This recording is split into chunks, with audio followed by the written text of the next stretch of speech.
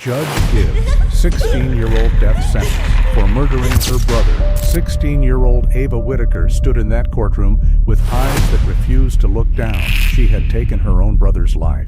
She laughed when they showed her the crime scene photos of her dead brother. Police officers watched in disbelief as this teenage girl showed zero emotion while describing how she ended her own brother's life. Security footage showed her standing over her brother's body for 11 minutes. Just standing there, watching. And when they asked her why she did it, her answer was so chilling that even the hardened detectives couldn't believe what they were hearing. The judge watched her for 3 days, watched her smirk, watched her roll her eyes, watched her treat her brother's death like an inconvenience. And then something shifted in that judge's face. He leaned forward, looked directly at this arrogant teenager, and said 7 words that wiped the smile off her face forever. "I sentence you to death." Suddenly, she wasn't bored anymore. Stories like this remind us that justice always finds its way. If you believe in accountability, subscribe now and share your thoughts below. This is how it all began. Verona Street was the kind of neighborhood where kids rode bikes until sunset and families hosted weekend barbecues. The Whitakers seemed perfect from the outside. Michael worked in corporate finance, Sarah taught 3rd grade, their son Liam, 15 years old, was everything parents dreamed of. Honor roll, jazz drummer, volunteered at the animal shelter every Saturday. Then there was Ava, 16, quiet, always in her brother's shadow. Teachers noticed the tension between them. Small things. The way Ava's expression would harden when Liam got praised. How she'd leave family dinners when the conversation turned to his achievements. But sibling rivalry is normal, everyone thought. Except this wasn't rivalry. This was resentment so deep it had been poisoning her for years. And on October 14th, that poison finally spilled over. Liam Whitaker was 15 years old when his life ended. He had his mother's gentle eyes and his father's easy smile. Teachers loved him because he actually cared about learning. Classmates respected him because he never made anyone feel small. Every Tuesday and Thursday, he'd stay after school for jazz band practice, his fingers dancing across drum sets like he was born holding sticks. On Saturdays, he volunteered at Riverside Animal Shelter, bottle feeding abandoned kittens and walking dogs nobody wanted. His college applications sat half-finished on his desk, essays about wanting to study music therapy, about using rhythm to heal broken minds. He had plans, dreams, a future that stretched out before him like an open road. None of it would matter after October 14th. The Whitaker house sat at the end of Verona Street, a 2-story colonial with blue shutters and a wraparound porch. Sarah had planted roses along the walkway every spring for 12 years. Michael kept the lawn trimmed to exactly 2 inches, the way his father had taught him. Inside, family photos lined the stairwell in chronological order. Birthday parties, Christmas mornings, beach vacations where everyone smiled at the camera. To neighbors, to friends, to anyone looking in from outside. This was the American dream packaged and delivered. But photographs lie. They capture moments, not truths. They freeze smiles, but never show what happens when the camera gets put away. And in the Whitaker household, what happened when nobody was watching had been building toward catastrophe for years. Liam and Ava shared a bathroom between their bedrooms. His side stayed organized, toothbrush in its holder, towel folded on the rack. Her side looked like a storm had passed through. Wet towels on the floor, makeup scattered across the counter. Their mother used to joke about it, how different they were, like they came from separate planets. But the jokes stopped being funny somewhere around Ava's 13th birthday. That's when the comparisons started feeling less like observations and more like weapons. Why can't you keep things neat like your brother? Liam never forgets his homework. Maybe if you applied yourself like Liam does. Small cuts, paper cuts, the kind that don't bleed much but sting for hours. And Ava collected every single one. They used to be close. Old home videos showed them building blanket forts together, sharing Halloween candy, protecting each other from neighborhood bullies. Ava was the older sister who taught Liam how to ride a bike. Liam was the little brother who let her practice braiding his hair. But something shifted when Liam started bringing home awards. Academic excellence, perfect attendance, student of the month. Each certificate that went up on the refrigerator was another reminder of everything Ava wasn't. She tried. God knows she tried. Stayed up late studying, joined clubs, ran for student council. But Liam had something she didn't, a natural ease, an effortless charm that made people gravitate toward him without trying. And the harder Ava worked, the more obvious the gap became. Their parents never meant to play favorites. Michael and Sarah would have been horrified at the suggestion. They loved both their children, supported both their dreams. But love doesn't distribute equally, no matter how hard people try. Attention flows toward light, and Liam glowed. Parent-teacher conferences became celebrations of his potential. Family dinners revolved around his latest accomplishment. Even strangers at the grocery store would stop to tell Sarah how polite her son was, how helpful, what a wonderful young man she was raising. And Ava would stand there, invisible, watching her brother absorb all the oxygen in every room they entered. Resentment doesn't announce itself. It builds quietly, brick by brick, until one day you look up and there's a wall so high you can't see over it anymore. The week before October 14th, Liam got accepted into Berklee College of Music's summer intensive program. Full scholarship, youngest applicant they'd accepted in 5 years. The letter arrived on a Monday. By Monday night, their parents had called every relative they knew. By Tuesday, it was on Facebook. By Wednesday, neighbors were stopping by to congratulate him. Ava's college rejection letters sat in her desk drawer, hidden. 4 schools. 4 polite variations of, "We received many qualified applicants." She'd applied to programs in writing, in art, in anything that might make her parents look at her the way they looked at Liam. But rejection doesn't make headlines. Failure doesn't get announced at dinner parties. And watching her brother's success get celebrated while her disappointments stayed secret felt like drowning in a room full of people who couldn't see she was underwater. Liam noticed something was wrong. He wasn't stupid. The last text he sent to his best friend Marcus read, "Ava's been weird lately, like really quiet, even for her." Marcus would show that text to police later, time-stamped at 7:43 p.m. on October 14th. Liam had tried talking to his sister that afternoon, knocked on her bedroom door, asked if she wanted to grab pizza. She'd looked at him with eyes that seemed to stare straight through him and said no. Not rudely, not angrily, just no, flat, empty. The kind of no that ends conversations. He'd shrugged and gone downstairs to practice drums in the garage. He never noticed her watching him from the window, never saw the way her hands clenched into fists, never realized that in her mind she'd already made a decision. That night, their parents went to dinner with friends, anniversary celebration for the Johnsons down the street.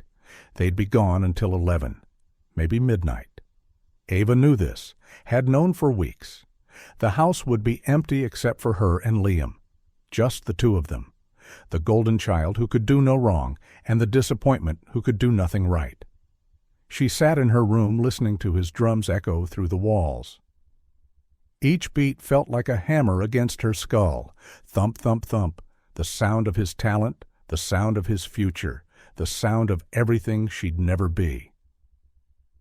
And somewhere in that rhythm, in that endless reminder of the gap between them, something inside her snapped. Not loudly, not dramatically.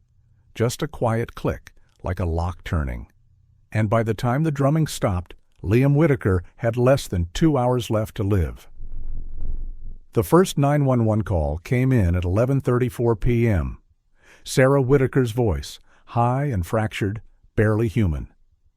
"My son, please. He's not breathing. There's so much blood. Please hurry." The dispatcher kept her on the line, asking questions Sarah couldn't answer through her sobbing. Where exactly was he injured? What happened? Was anyone else in the house? But Sarah couldn't form words anymore, just animal sounds of grief so raw the recording would later make seasoned detectives turn away. Michael grabbed the phone from her shaking hands and gave the address. His voice was steadier but hollow, like he was reporting from somewhere far away from his own body.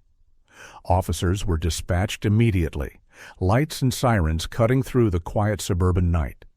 Neighbors stepped onto porches, pulling robes tight, watching emergency vehicles flood their peaceful street. Officer Martinez arrived first, 23 years on the force. He'd seen car wrecks, domestic situations, overdoses. Nothing prepared him for what waited inside that blue-shuttered colonial. Liam lay in the upstairs hallway between the bathroom and his bedroom. His eyes were still open, staring at nothing. Martinez checked for a pulse he knew wouldn't be there. The boy's skin was already cooling. Time of death would later be estimated between 9:15 and 9:45 p.m., meaning he'd been lying there for nearly 2 hours before his parents came home. The weapon was found in Ava's room, poorly hidden under her mattress. Not even wrapped, not even cleaned, just shoved there like she thought nobody would look, or like some part of her wanted to be caught. Detective Sarah Hirsch arrived 20 minutes later. Homicide Division. 15 years investigating the worst things people do to each other. She walked through the scene slowly, cataloging everything. Blood spatter patterns on the wall suggested close range. Very close. Personal. The victim's position indicated he'd been caught off guard. Probably didn't see it coming. His phone lay 3 feet away, screen cracked but still on, frozen on a text message to Marcus. Making popcorn. Movie night. That text was never sent. His finger had been hovering over the send button when everything ended. Hirsch photographed it, bagged it, added it to evidence that was already painting a picture nobody wanted to see. The forensic team worked through the night, white suits moving through the house like ghosts, dusting for prints, collecting samples, marking measurements. Every surface became evidence.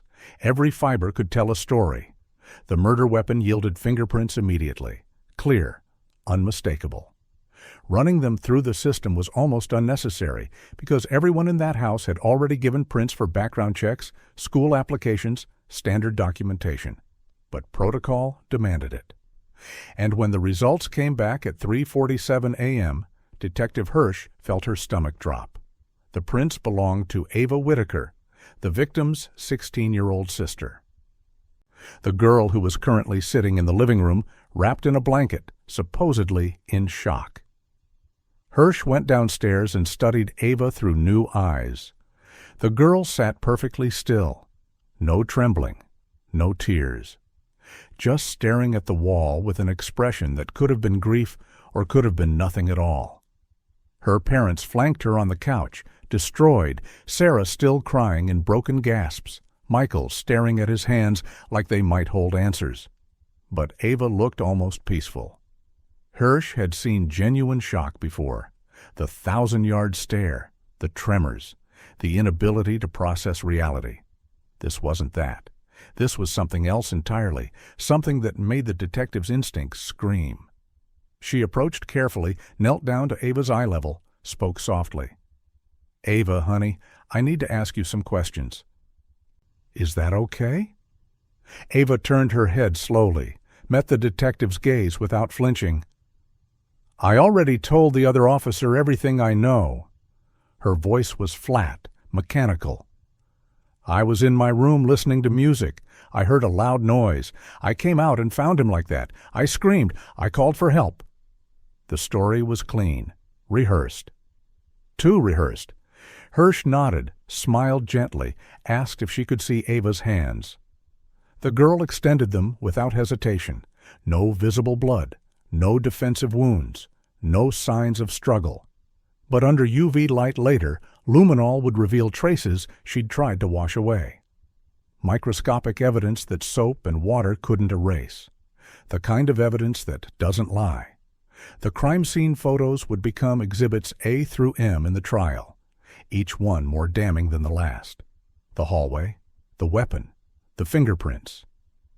The luminol pattern showing clean surfaces. But the most disturbing piece of evidence wasn't a photo. It was security footage from the home system Michael had installed 6 months earlier after a string of neighborhood break-ins. Cameras in the hallway, in the garage, by the front door. The system saved everything to the cloud. And when investigators accessed it at 4:15 a.m., they found something that made even Hirsch pause. Footage of Ava standing in that hallway, standing over her brother's body. For 11 minutes, just standing there, not calling for help, not panicking, not doing anything, just watching him fade away like she was observing something mildly interesting. And then, at the 10-minute 47-second mark, she'd calmly walked back to her room. At 6:00 a.m., as sunrise painted Verona Street in shades of orange and gold, Detective Hirsch read Ava Whitaker her rights. The girl's parents screamed, not at the detective, at reality itself, at the impossible thing being suggested about their daughter. But Ava just stood up calmly, extended her wrists for the handcuffs, and asked one question that would echo through the entire investigation. "Can I bring my phone?" Not, "This is a mistake," not, "I didn't do anything," just a practical question about personal belongings. And in that moment, everyone in that room realized they weren't dealing with a scared teenager. They were dealing with something far more calculating. The handcuffs clicked shut. The Miranda rights continued. And Ava Whitaker smiled. Just slightly. Just enough for Hirsch to see it. Just enough to know that the arrogance captured in that courtroom hadn't started there. It had been present from the very beginning. The interrogation room at County Central was designed to be uncomfortable. Gray walls, fluorescent lights, a metal table bolted to the floor, and 2 chairs that weren't quite stable. Most suspects broke down within hours. The isolation, the pressure, the reality of their situation crashing down. Ava Whitaker sat in that chair for 6 hours and barely blinked. Detective Hirsch watched from behind the two-way mirror, studying every micro-expression, every shift in posture. The girl sat perfectly still, hands folded on the table, expression neutral.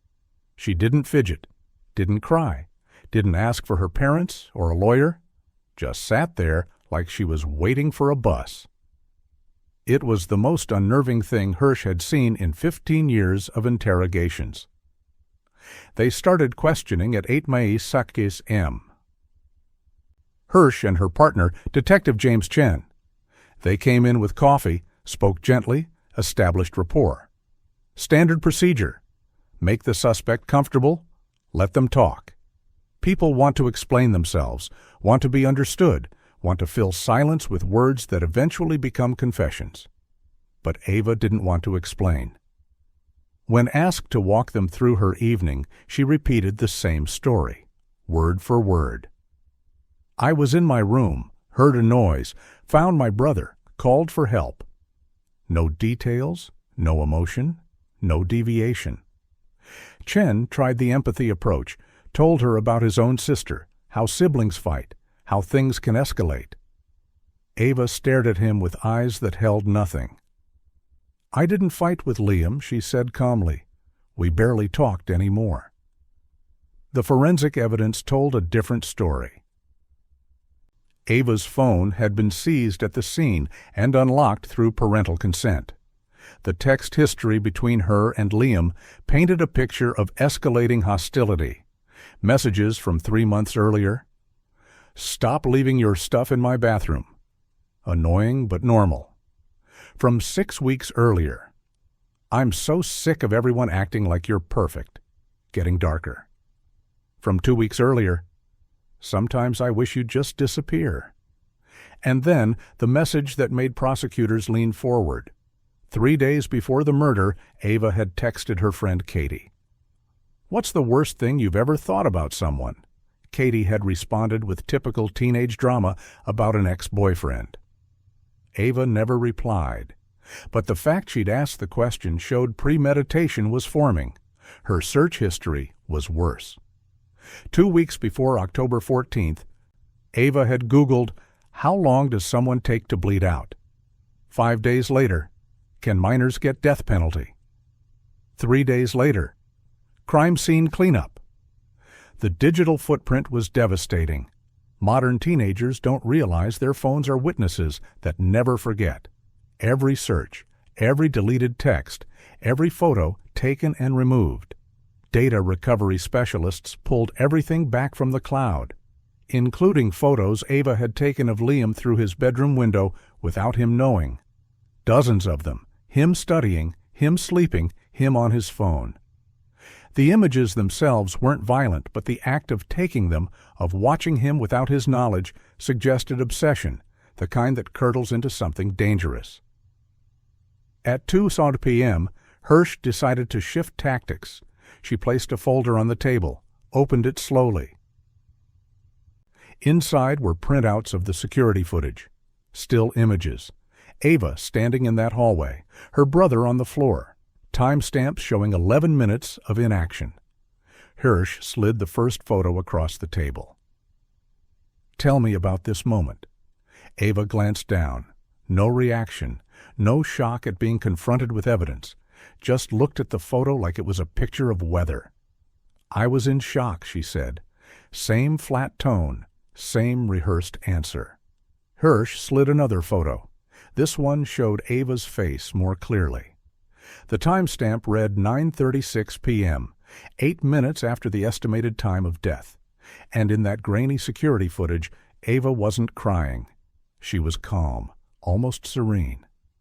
"You stood there for 11 minutes, Hirsch said quietly. "Your brother was dying, and you stood there." Ava met her eyes. Something flickered across her face. Not guilt. Not shame. Something that looked almost like satisfaction. "I told you, I was in shock. People freeze."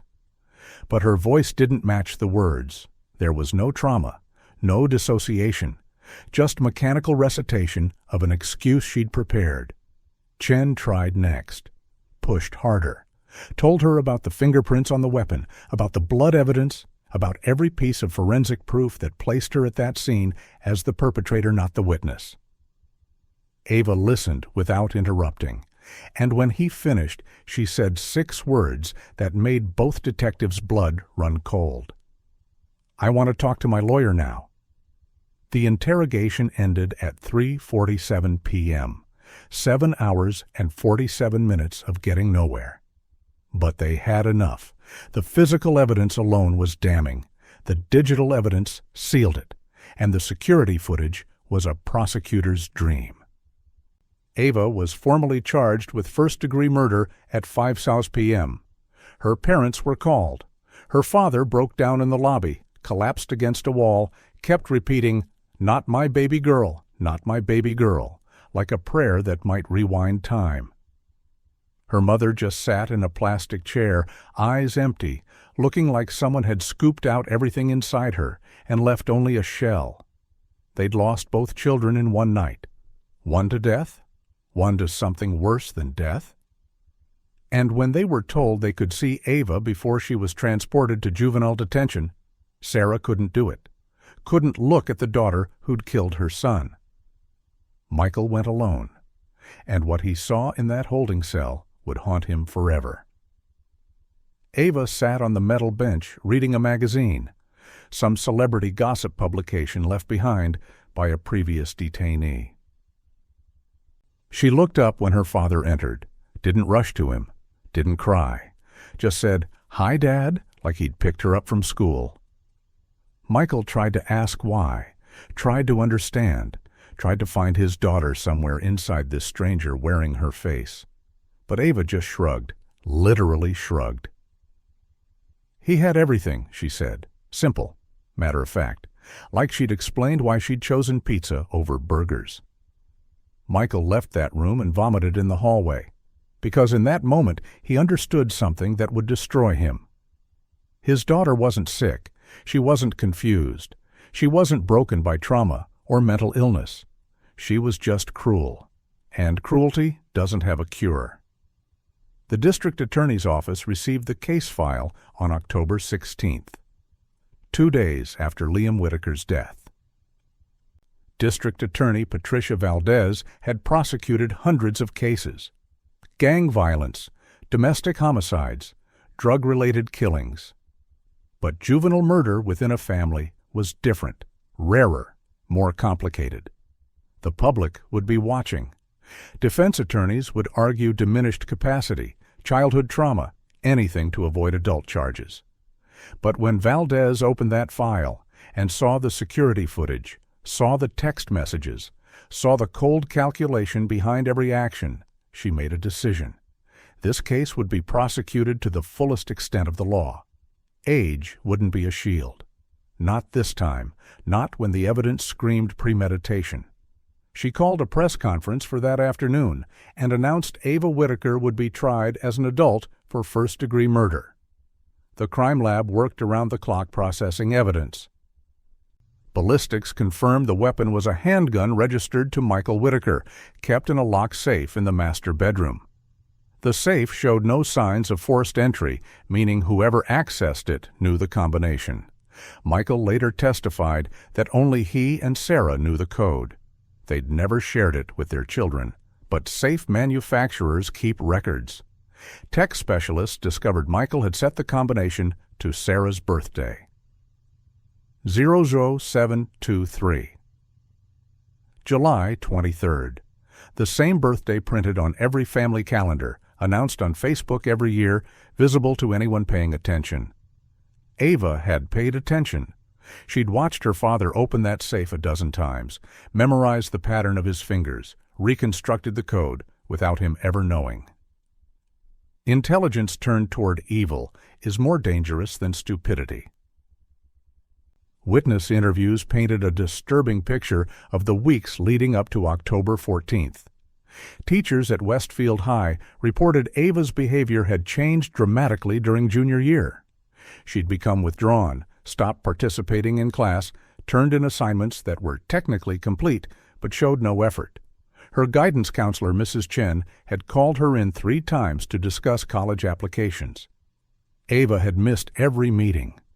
When finally cornered in the hallway, she told Mrs. Chen flatly, "What's the point? I'll never be good enough anyway." The counselor had interpreted it as typical teenage angst. Depression, maybe? She'd recommended therapy, sent letters home to the parents, but nothing came of it. The Whitakers were dealing with their golden child's success. Their struggling daughter slipped through the cracks. Liam's friends provided text messages that showed growing concern. Marcus testified that Liam had mentioned his sister seemed off for months. Another friend, Tyler, remembered Liam saying Ava had stopped eating dinner with the family, would take her plate upstairs and lock herself in her room. He felt bad about it, Tyler told investigators, kept asking if maybe he'd done something wrong, if he was making her feel bad somehow.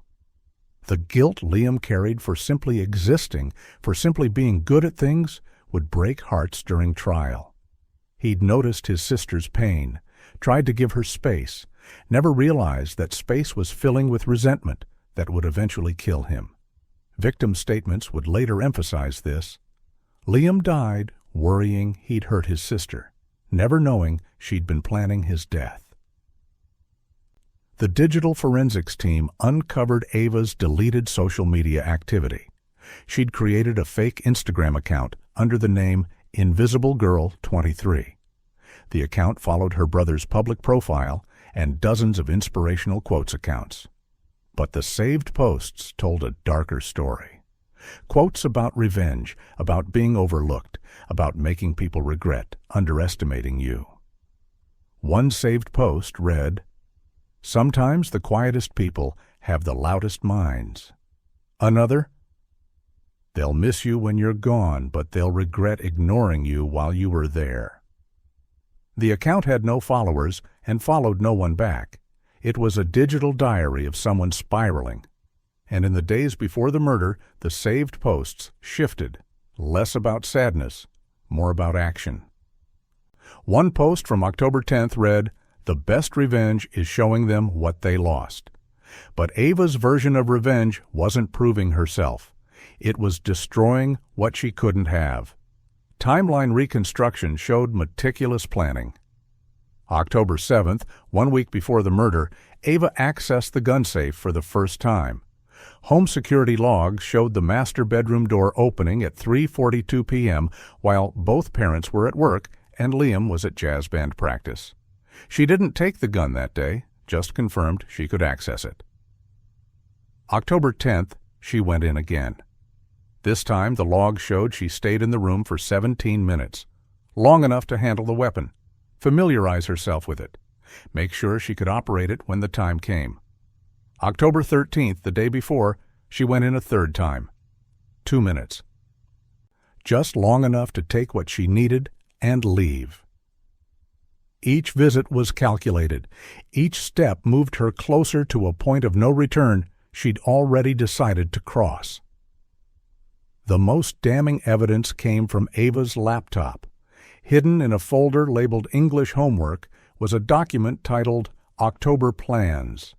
At first glance, it looked like a to-do list, mundane teenager stuff. Finish chemistry lab report, study for history test, clean room. But investigators noticed the dates. Every item was dated before October 14th. Nothing was scheduled after. The document's metadata showed it was created September 28th. 2 weeks of planning. 2 weeks of living alongside her brother, knowing what she intended to do. 2 weeks of normal family dinners and homework and television shows while murder lived in her mind. The prosecution would use this document to obliterate any defense claim of sudden passion or temporary insanity. This wasn't a moment of rage.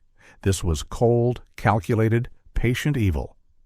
But perhaps the most chilling discovery was a voice memo found in Ava's phone's recently deleted folder, recorded at 9:52 p.m. on October 14th, 5 minutes after Liam's estimated time of death, 7 minutes into her standing over his body. The memo was 12 seconds long, just 12 seconds of audio that would make jury members cry. Heavy breathing, then Ava's voice, barely a whisper. "It's done. I did it. I'm finally free." Not shock, not horror, not the voice of someone who just lived through trauma. The voice of someone who'd accomplished a goal, who'd checked an item off a list, who'd solved a problem. And when defense attorneys would later argue she'd been in crisis, that voice memo would play in court, and every person in that room would hear exactly what Ava Whitaker was, a killer who felt relief. Dr. Elizabeth Morrison was appointed by the court to conduct Ava's psychological evaluation. 28 years as a forensic psychologist. She'd assessed serial killers, mass shooters, psychopaths who'd made headlines. But sitting across from Ava Whitaker in that sterile evaluation room gave her a feeling she rarely experienced anymore. Unease. The girl was 16 but carried herself with eerie composure, answered questions without hesitation, made appropriate eye contact, smiled at appropriate times. On the surface, she seemed like any teenager. Polite, articulate, maybe a little reserved. But Dr. Morrison had learned to look beneath surfaces, and beneath Ava's carefully maintained mask was something that made her decades of experience scream warning. This wasn't a child who'd made a terrible mistake. This was a young predator who'd simply been caught. The psychological testing revealed disturbing patterns. Ava scored exceptionally high on measures of intelligence, top 5 percentile, strong verbal reasoning, excellent memory. But her emotional empathy scores were almost non-existent. When shown images designed to provoke compassion, sad faces, injured animals, crying children, her physiological responses were flat. No elevated heart rate, no skin conductivity changes, no pupil dilation. The parts of her brain that should have lit up on fMRI scans during empathy exercises stayed dark. Dr. Morrison had seen this before, not often, but enough to recognize it. Ava possessed cognitive empathy. She could intellectually understand what others felt, but she didn't actually feel it herself. She could mimic appropriate responses, fake concern, pretend to care. But underneath was nothing, just cold calculation about what reaction would benefit her most. Teachers were interviewed about Ava's early behavioral patterns. Her third-grade teacher, Mrs. Rodriguez, remembered an incident most had forgotten. The class hamster had died, natural causes, old age. The children were upset. Some cried. The teacher held a little funeral, let them say goodbye. Ava had watched the other kids with an expression Mrs. Rodriguez described as analytical, not sad, not uncomfortable, just observing their grief like a scientist studying reactions. Later that week, Ava had asked detailed questions about how long it took the hamster to die, whether it hurt, if it knew what was happening. The teacher had answered gently, assuming the child was processing death. Now, in hindsight, those questions felt different, less like grief, more like curiosity about the mechanics of ending life. Middle school brought more red flags that nobody connected. Ava had been caught lying multiple times, not typical teenager lies about homework or curfews, elaborate lies that served no clear purpose. She'd told classmates her grandmother had died to get sympathy when both grandmothers were alive. She'd faked sick so convincingly that her mother took her to 3 different doctors before realizing nothing was medically wrong. She'd accused a teacher of favoritism, provided detailed fake evidence, caused an investigation that nearly cost the teacher her job. When confronted, Ava never got defensive, never cried, just calmly admitted the lie and moved on. Her parents thought she was going through a phase, attention-seeking behavior. They put her in counseling for 6 months. The therapist noted, patient shows difficulty with emotional regulation and truth-telling, but recommended continued sessions rather than deeper intervention. The session stopped when Ava turned 14 and refused to go. Her parents didn't push. They were tired, and Liam needed them more, always Liam. The family dynamic was textbook breeding ground for resentment, but not typically for murder. Dr. Morrison interviewed both parents extensively. Michael and Sarah insisted they'd loved both children equally, provided for both, supported both. But when pressed for specifics, patterns emerged. They could list Liam's achievements chronologically, every award, every accomplishment, every proud moment. But when asked about Ava's successes, they struggled. She was good at art, I think. She liked writing, maybe. Vague, uncertain, not because they didn't care, but because Ava's light burned dimmer than Liam's, and human attention naturally gravitates toward brightness. They'd failed her not through malice, but through the simple mathematics of energy. They had X amount of attention to give. Liam's success demanded most of it. Ava got the remainder, and remainder is another word for leftover, for not quite enough. But Dr. Morrison's report emphasized something crucial. Millions of children grow up feeling overlooked. Millions of siblings live in shadows. They don't become killers. The family dynamic explained motive, but not capacity. What Ava did required something additional, something wired wrong from the beginning. The doctor's evaluation included a term that would become central to trial arguments: callous unemotional traits, a cluster of personality characteristics associated with reduced empathy, guilt, and emotional depth. In adults, this constellation aligns with psychopathy. In juveniles, it's diagnosed more carefully. But the pattern was unmistakable. Ava's brain processed relationships, consequences, and human suffering differently than neurotypical people. She understood social rules intellectually, but didn't feel bound by them emotionally. She knew murder was wrong the way someone knows the speed limit, a rule that applies to others, something to ignore when convenient. The prosecution requested Dr. Morrison interview Ava directly about the murder. Standard procedure for psychological evaluations. The session lasted 90 minutes and was recorded. The transcript would later be entered as evidence. When asked why she killed her brother, Ava's response was chillingly practical. "He had everything I wanted: attention, approval, a future. It wasn't fair." No remorse in her voice, no recognition that fairness doesn't justify murder, just cold accounting. When asked if she felt bad about what she'd done, she paused, tilted her head, and said something that made Dr. Morrison's hand shake writing notes. "I feel bad that I got caught. That part wasn't supposed to happen." Not bad about Liam's death, not bad about her parents' grief, bad about facing consequences, and that distinction was everything. At the end of the evaluation, Dr. Morrison made a recommendation that would shape the entire trial. Ava Whitaker possessed the intellectual capacity to understand right from wrong. She demonstrated clear evidence of planning and premeditation. She showed no signs of psychosis, delusion, or diminished capacity at the time of the crime. Her actions weren't the result of mental illness that impaired judgment. They were the result of personality traits that removed moral brakes. She was dangerous, would remain dangerous, and rehabilitation, while possible for many juvenile offenders, was unlikely in her case. The report's final line was stark.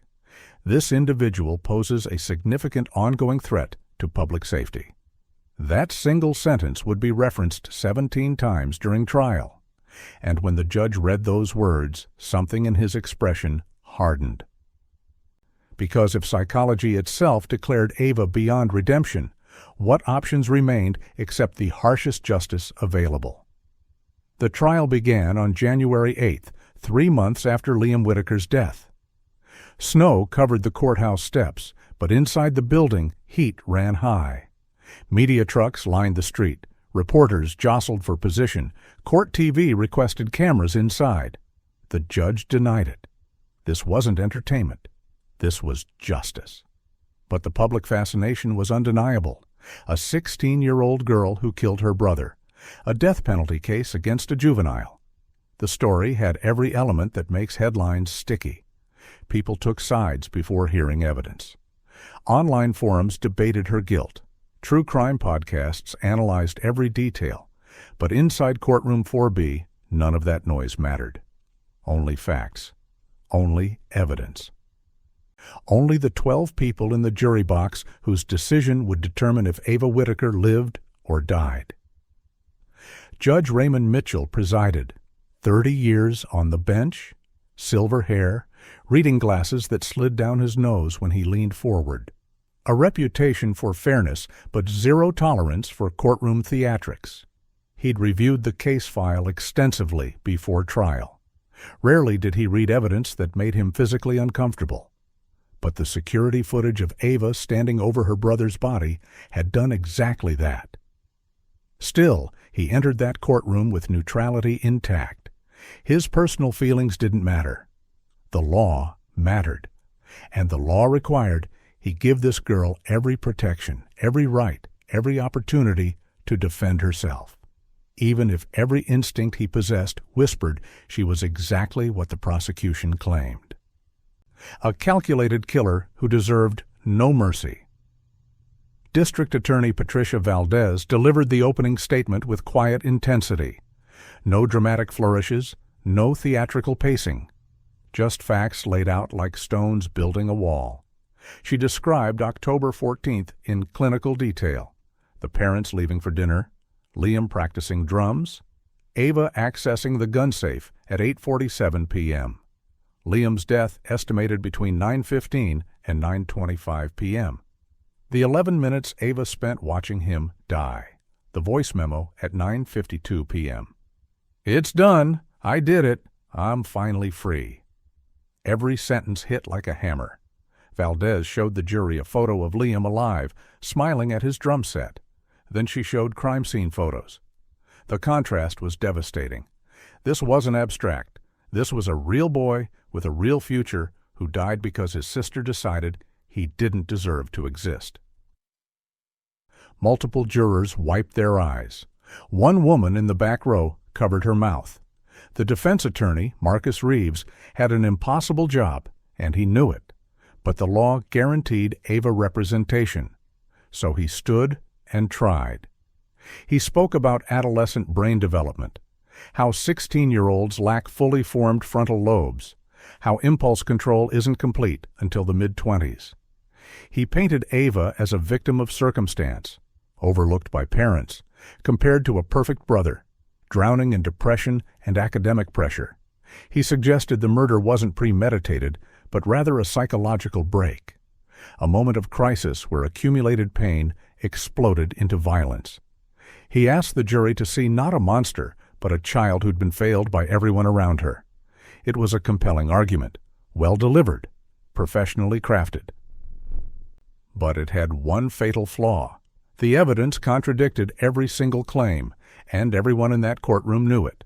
The jury sat silent during opening statements. 12 faces representing the community's judgment. 3 men, 9 women, ages ranging from 24 to 67, different backgrounds, different political views, different life experiences, but united in one responsibility: deciding if a 16-year-old should die for her crime. Several took notes. Others just watched Ava, studying her for signs of humanity, for remorse, for anything that might suggest redemption was possible. But Ava sat beside her attorney looking almost bored.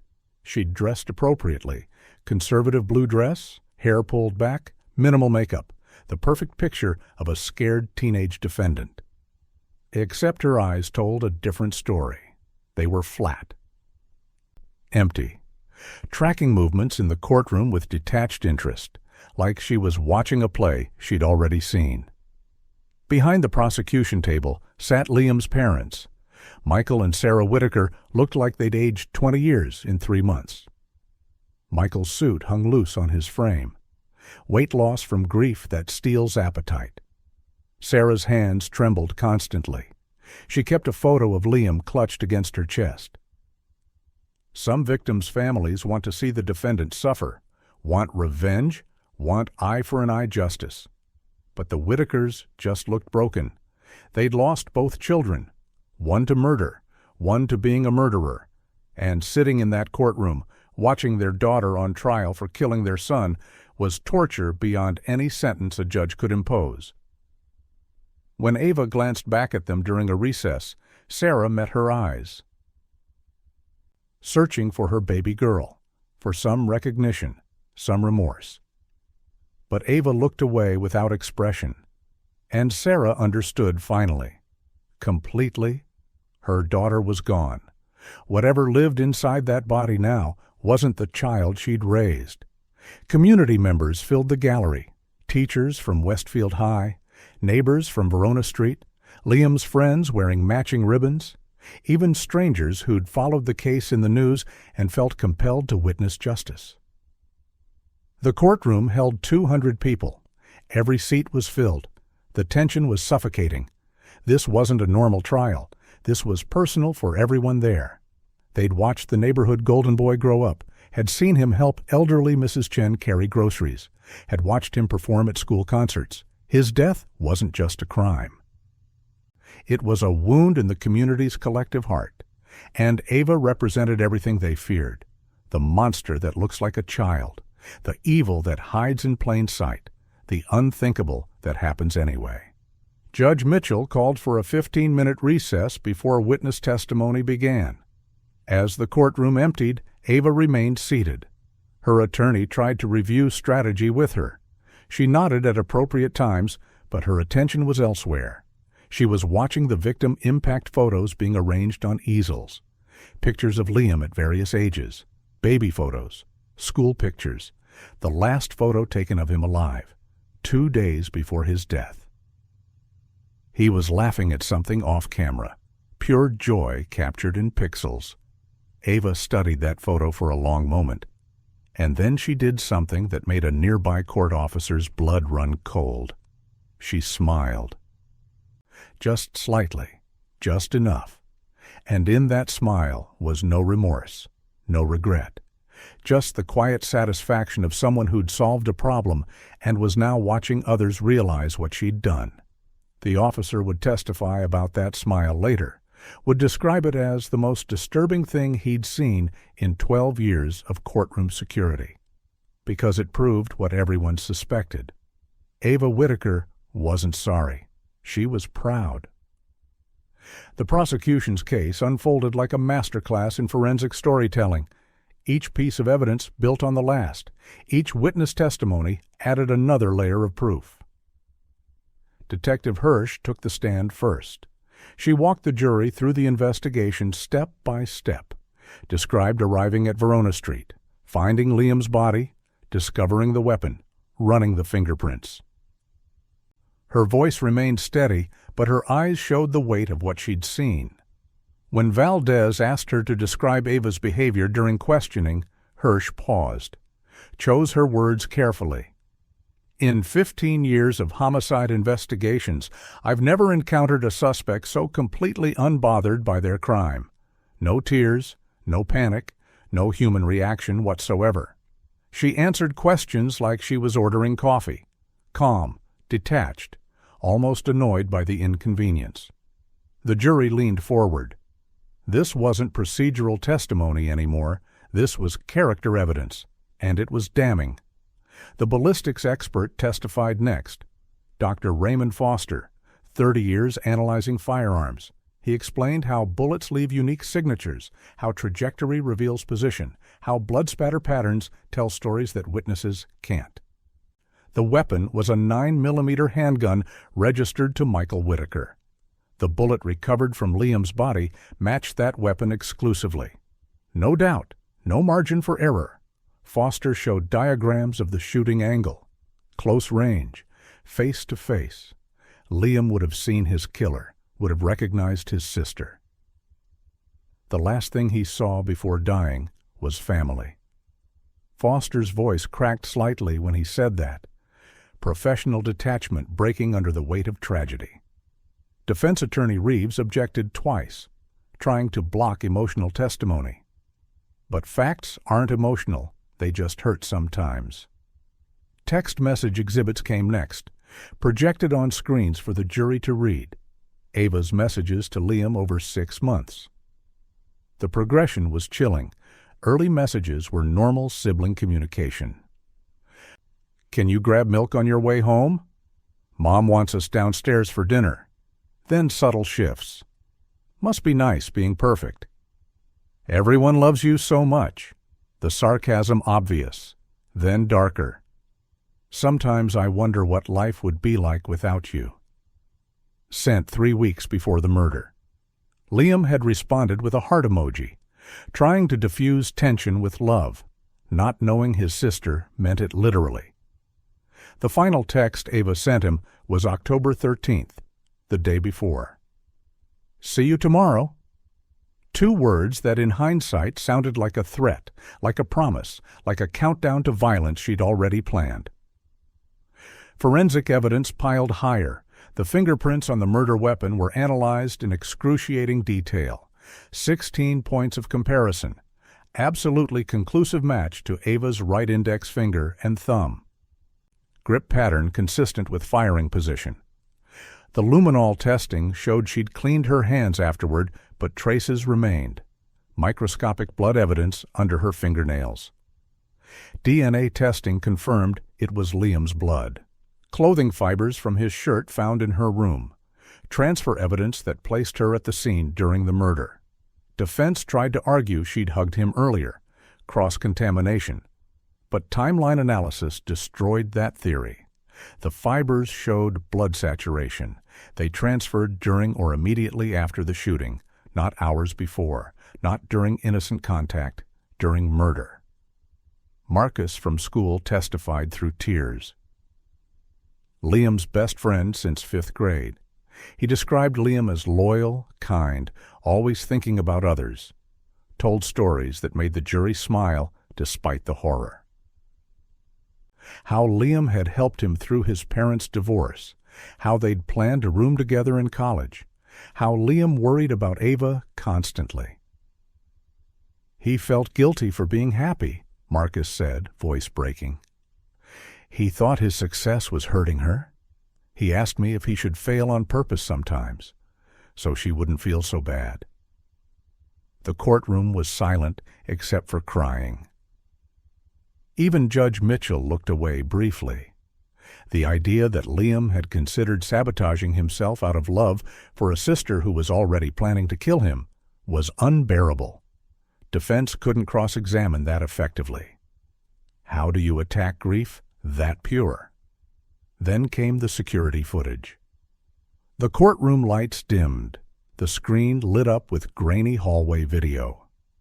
Timestamp 9:23 p.m. Liam visible in the frame, leaving his room, walking toward the bathroom. Then Ava enters from the left, in her hand, clearly visible despite the low resolution, the gun. Liam turns. His body language shows surprise, confusion, not fear yet, not understanding. He takes a step toward her, mouth moving, asking what's wrong probably, trying to help. The gun raises, flash of light. Liam drops, and then the worst part. Ava stands there. The timestamp counts seconds. 1 minute, 2 minutes, 5 minutes, 10 minutes. Just standing, watching her brother's final moments like they were mildly interesting. At the 11-minute mark, she walks away. Calm, unhurried. Several jury members covered their mouths. One woman left the courtroom. The bailiff followed her out.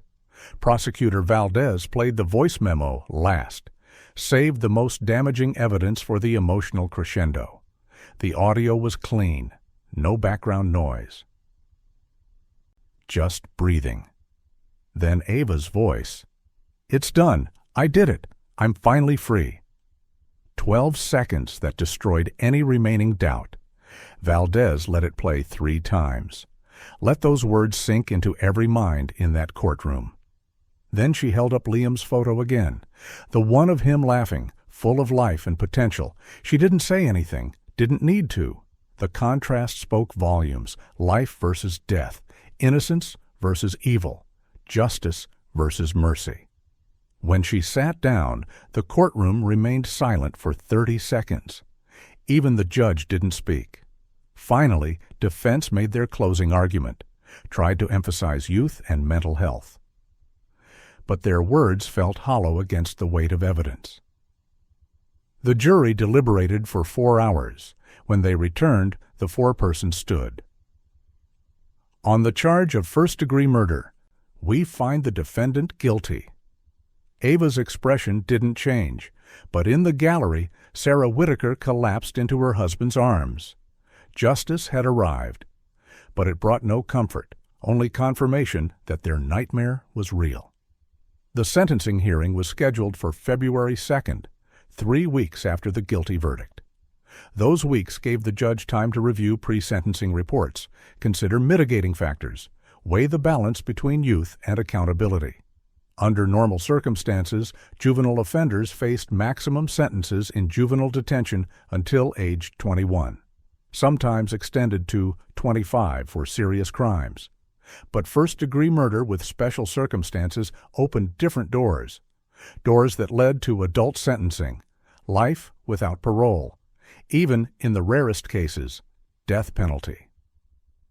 Ava's age made her case legally complex, morally simpler. The question wasn't whether she deserved punishment. Everyone agreed she did. The question was how much mercy the law required for someone who'd shown none herself. Judge Mitchell spent those 3 weeks wrestling with that question, and the answer he reached would shock the nation. The courtroom filled early on sentencing day. Same faces, same tension, but something felt different, heavier. This was the end, the final chapter. Whatever the judge decided would be permanent. Ava entered wearing the same blue dress from trial. Her attorney had advised showing remorse, looking repentant. She'd agreed, but the performance was unconvincing. She kept her eyes down when instructed, but her jaw remained set. Her posture radiated defiance she couldn't fully hide. When she took her seat, she glanced back at the gallery, found her parents. Her father looked broken beyond repair. Her mother stared straight ahead, refusing to meet her eyes. Sarah Whitaker had written a letter to the judge, begging for mercy. Not because Ava deserved it, but because she couldn't lose both children completely. The letter sat in the case file. Mitchell had read it 7 times. Victim impact statements came first. Marcus took the stand, crying before he said a word. He described what losing Liam meant, how he still texted Liam's number sometimes, how he'd applied to Berkeley in Liam's honor, how every achievement now tasted bitter because Liam wasn't there to share it. "She didn't just kill my best friend," Marcus said, voice raw. "She killed the best person I knew, and she's not even sorry." Teachers spoke next. Mrs. Chen from Guidance described Liam's kindness, his volunteer hours, his dreams of using music for therapy, a future that would have helped people, a future Ava stole.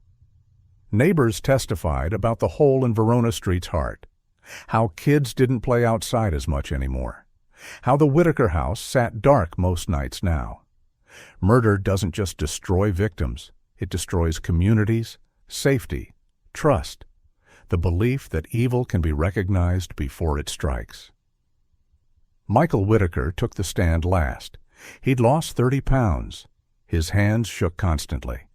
When asked to speak about his son, he broke immediately, sobbed into the microphone for 2 minutes before words came. Liam was sunshine, pure goodness. He worried about everyone, cared about everything. He was going to change the world, and my daughter took that away, took him away, took our family away. He paused, looked directly at Ava. She met his eyes without flinching. "I don't know what happened to my little girl. The daughter I raised wouldn't do this, couldn't do this. I keep thinking she'll wake up, realize what she's done, show some sign of the child I loved. But she's not there anymore. Maybe she never was." He stepped down without looking at her again. Sarah couldn't testify, could barely stand. The bailiff helped her to her seat. Defense made their final plea. Marcus Reeves argued passionately for leniency, cited Supreme Court cases about juvenile sentencing, talked about brain development and rehabilitation potential, suggested life with parole after 25 years, give her a chance to mature, to grow, to potentially become someone capable of remorse. It was a good argument, legally sound, morally defensible, but it ran headlong into the reality of who Ava was. Dr. Morrison's evaluation had been clear. Some people don't rehabilitate, some pathologies don't respond to therapy or time, some killers remain killers regardless of intervention. And Ava's behavior throughout trial had proven the doctor right. She hadn't shown one moment of genuine remorse, not one tear that seemed real, not one word that suggested she understood the gravity of what she'd stolen. Judge Mitchell called a brief recess before sentencing. He returned 20 minutes later, looking older, tired. He asked Ava to stand. She did slowly, almost reluctantly, like being interrupted from something more interesting. Mitchell looked at her for a long moment. When he spoke, his voice carried the weight of 30 years, balancing justice and mercy. "Miss Whitaker, this court has reviewed all evidence, all testimony, all mitigating factors, your age, your lack of criminal history, the arguments for rehabilitation, but the law also requires I consider the nature of your crime, the premeditation, the cruelty, the complete absence of remorse." He paused. Let that sink in. "You planned your brother's murder for weeks. You stood and watched him die for 11 minutes. And when asked why, you expressed no guilt, only satisfaction. You are 16 years old, but your actions demonstrate a capacity for evil that transcends age." The courtroom held its breath. Mitchell continued, "This court has struggled with this decision more than any in my career. The law provides protections for juvenile offenders because we believe in redemption, growth, second chances. But those protections assume the capacity for change. Everything in this case suggests you lack that capacity. You are not a child who made a mistake. You are a predator who happened to be caught at 16. He adjusted his glasses, made eye contact with Ava. "The sentence of this court is as follows. For the murder of Liam James Whitaker, you are hereby sentenced to death by lethal injection. This sentence reflects not vengeance, but acknowledgement that some acts sever the social contract beyond repair. You may appeal. That is your right. But this court's position is clear. You took a beautiful life. You showed no mercy. You deserve none in return. The gavel fell like thunder. Ava's face went white. The arrogance cracked, shattered. Her mouth opened, but no sound came out. For the first time in months, genuine emotion crossed her features. Not remorse, fear, the reality of consequences finally penetrating her carefully constructed shell. She turned to her attorney. He was already standing, already objecting, already planning appeals. But in that moment, Ava understood something fundamental. She'd believed her youth would save her, believed the system wouldn't dare execute a teenager. She'd been wrong. In the gallery, reactions split. Some people stood and applauded. Others sat in stunned silence. Sarah Whitaker fainted. Michael caught her, held her while she sobbed against his chest. Their daughter would die, but their son was already gone. There were no winners here, only different flavors of loss. Judge Mitchell remained at the bench until the courtroom emptied. He looked exhausted, haunted. He just sentenced a child to death. The law permitted it. Justice demanded it. But that didn't make it easy. Outside, cameras flashed. Reporters shouted questions. The nation would debate his decision for years.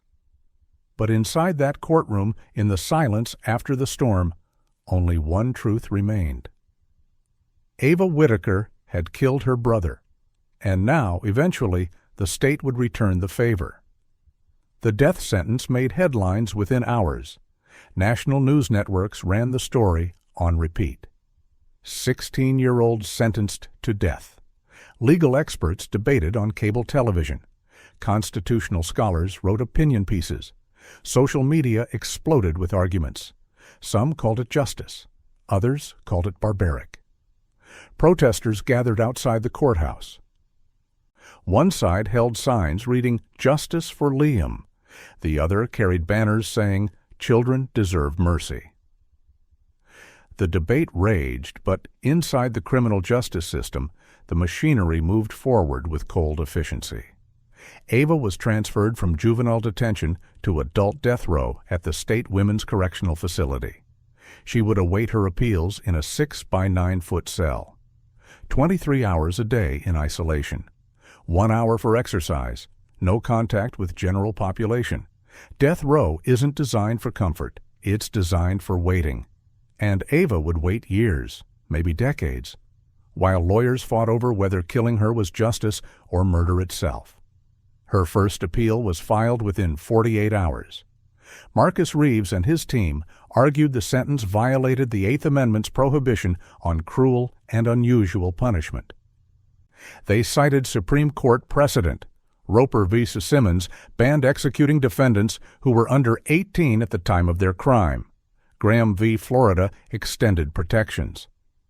Miller v. Alabama restricted mandatory life sentences for juveniles. The legal landscape theoretically favored Ava, but her case had unique factors: the premeditation, the psychological evaluations, the complete absence of mitigating circumstances like abuse or mental illness, and most damaging, her behavior during trial. Judges reviewing appeals had watched the security footage, had read the transcripts of her callous statements, had seen the evidence of calculated planning. Youth protects impulsive crimes, not calculated ones. And Ava's crime was nothing if not calculated. The appellate process moved slowly, motions filed, briefs submitted. Oral arguments scheduled months in advance. Meanwhile, Ava adapted to death row with the same eerie calm she'd shown throughout trial. Guards reported she was a model prisoner, followed rules, caused no trouble, read constantly. True crime books mostly. The irony wasn't lost on anyone. She requested psychology textbooks, too. Guard Morrison, assigned to her cell block, found this disturbing. "She's studying herself," he told colleagues. reading about psychopathy like it's a foreign language she's trying to learn. Other death row inmates tried to befriend her, older women who'd killed husbands, children, strangers. They recognized a fellow predator. But Ava kept to herself, polite but distant. She didn't need friends, didn't want connection, just wanted to wait out her appeals and see if her gamble on mercy would pay off. Her parents visited once, 3 months after sentencing. They'd debated for weeks. Sarah didn't want to go, couldn't bear seeing her daughter in that place. But Michael insisted they needed closure, needed to try one last time to reach whoever their daughter had been. The visit lasted 15 minutes. They sat across from Ava in a sterile room divided by plexiglass, spoke through phones that made their voices sound tinny and distant. Michael asked if she was okay. Stupid question. She was on death row, but parents ask stupid questions when they don't know what else to say. Ava answered yes, said the food was bad but edible, said she read a lot, spoke like she was at summer camp. Sarah finally broke, started crying, asked why. The eternal question, the one that had haunted them since October 14th. Ava looked at her mother through the glass and said something that ended any hope of reconciliation. "I'm not sorry it happened. I'm just sorry I'm here. Not sorry Liam was dead. Sorry she got caught. They left and never returned." The media fascination continued for months. True crime podcasts analyzed every detail. YouTubers made deep-dive videos. Netflix approached the family about a documentary. They refused, didn't want their son's death turned into entertainment. But the story was too compelling to ignore. A teenager on death row, the arrogance that shocked a judge, the brother who died never knowing his sister hated him. It had every element that makes people unable to look away. Some content creators painted Ava as a victim of neglect, claimed her parents created a monster through comparison and favoritism. Others saw her as pure evil, born broken. The debate raged online, but in the cold legal reality of appeals courts, opinions didn't matter. Only law, only precedent, only whether her sentence could stand against constitutional scrutiny. 18 months after sentencing, the first appeal was denied. The state appellate court ruled unanimously. Judge Mitchell had acted within his authority. The sentence, while severe, was legally permissible given the aggravating factors. Ava's age was a consideration, but not an absolute shield. Premeditation, lack of remorse, and the expert evaluation about her danger to society outweighed youth protections. The decision was 47 pages long, thorough, anticipated every argument the defense might raise on further appeal. When Reeves told Ava the news, she barely reacted. Just asked when the next appeal would be filed. He explained the process: state Supreme Court, federal district court, circuit court, eventually Supreme Court if they'd hear it. Years of fighting, maybe a decade, maybe more. She nodded, said she had time. The comment chilled him. She was 18 now, still technically young, but the girl sitting across from him seemed ageless, timeless, like something that had always been old, always been cold, always been exactly what she was. Her cell became a strange sanctuary. She decorated it with drawings she made, portraits mostly, faces she remembered from trial, the judge, the prosecutor, her parents, Liam. The Liam drawing was technically skilled, but emotionally hollow. Just lines and shading that formed his features without capturing anything that made him human. Guard Morrison saw it once during inspection, asked why she drew her victim. Ava shrugged. "Because I can't forget him anyway." Not guilt, just acknowledgement, like drawing a landmark, a historical marker. This is the person I killed. This is the life I ended. No more emotional weight than that. Morrison requested transfer to a different cell block after that. Told his supervisor he couldn't watch someone so young be so completely empty. The request was denied. Guards don't get to choose based on comfort. So he continued his rounds, continued delivering meals through the slot, continued existing in proximity to something he couldn't understand, something that looked human but felt fundamentally other. 2 years into appeals, a new angle emerged. Ava's defense team discovered potential juror misconduct. One jury member had discussed the case on social media during trial, posted opinions before deliberation, technically illegal, grounds for mistrial. Hope flickered briefly in the defense camp, but investigation revealed the posts were vague, didn't reference specific evidence, didn't demonstrate bias strong enough to invalidate the verdict. The motion was denied. Appeals continued grinding forward, each denial bringing Ava closer to the execution chamber, each legal argument exhausting itself against the wall of evidence. Her crime was too clear, her planning too obvious, her lack of remorse too complete. The law has protections for juveniles, but those protections assume humanity, assume capacity for growth, and with each passing year, each failed appeal, each cold response to questions about regret, Ava proved she lacked what the law assumed she possessed. She wasn't a child who made a mistake. She was exactly what Judge Mitchell had called her, a predator. And predators don't rehabilitate. They just wait for the next opportunity. The Ava Whitaker case became a cultural lightning rod, more than a murder trial, a referendum on justice itself. Law schools added it to curricula. Ethics professors used it as a case study in moral philosophy. Should youth always mean mercy? Can someone be irredeemable at 16? Where does accountability meet cruelty? These weren't theoretical questions anymore. They had a face, a name, a death sentence attached. Conservative commentators praised Judge Mitchell's courage, called it necessary accountability in an age of excuses. Progressive voices called it barbaric. Argued no child should face execution regardless of crime. Both sides claimed moral high ground. Both sides believed they were right. And in the middle, forgotten sometimes in all the debate, was Liam Whitaker, a 15-year-old boy who just wanted to play drums and help people, whose death started this entire conversation, whose memory deserved more than being a footnote in legal arguments. Online communities formed around the case. Some supported Ava, claimed she'd been neglected and abused, created elaborate theories about what really happened, suggested Liam had been cruel to her, that evidence was planted, that the trial was rigged.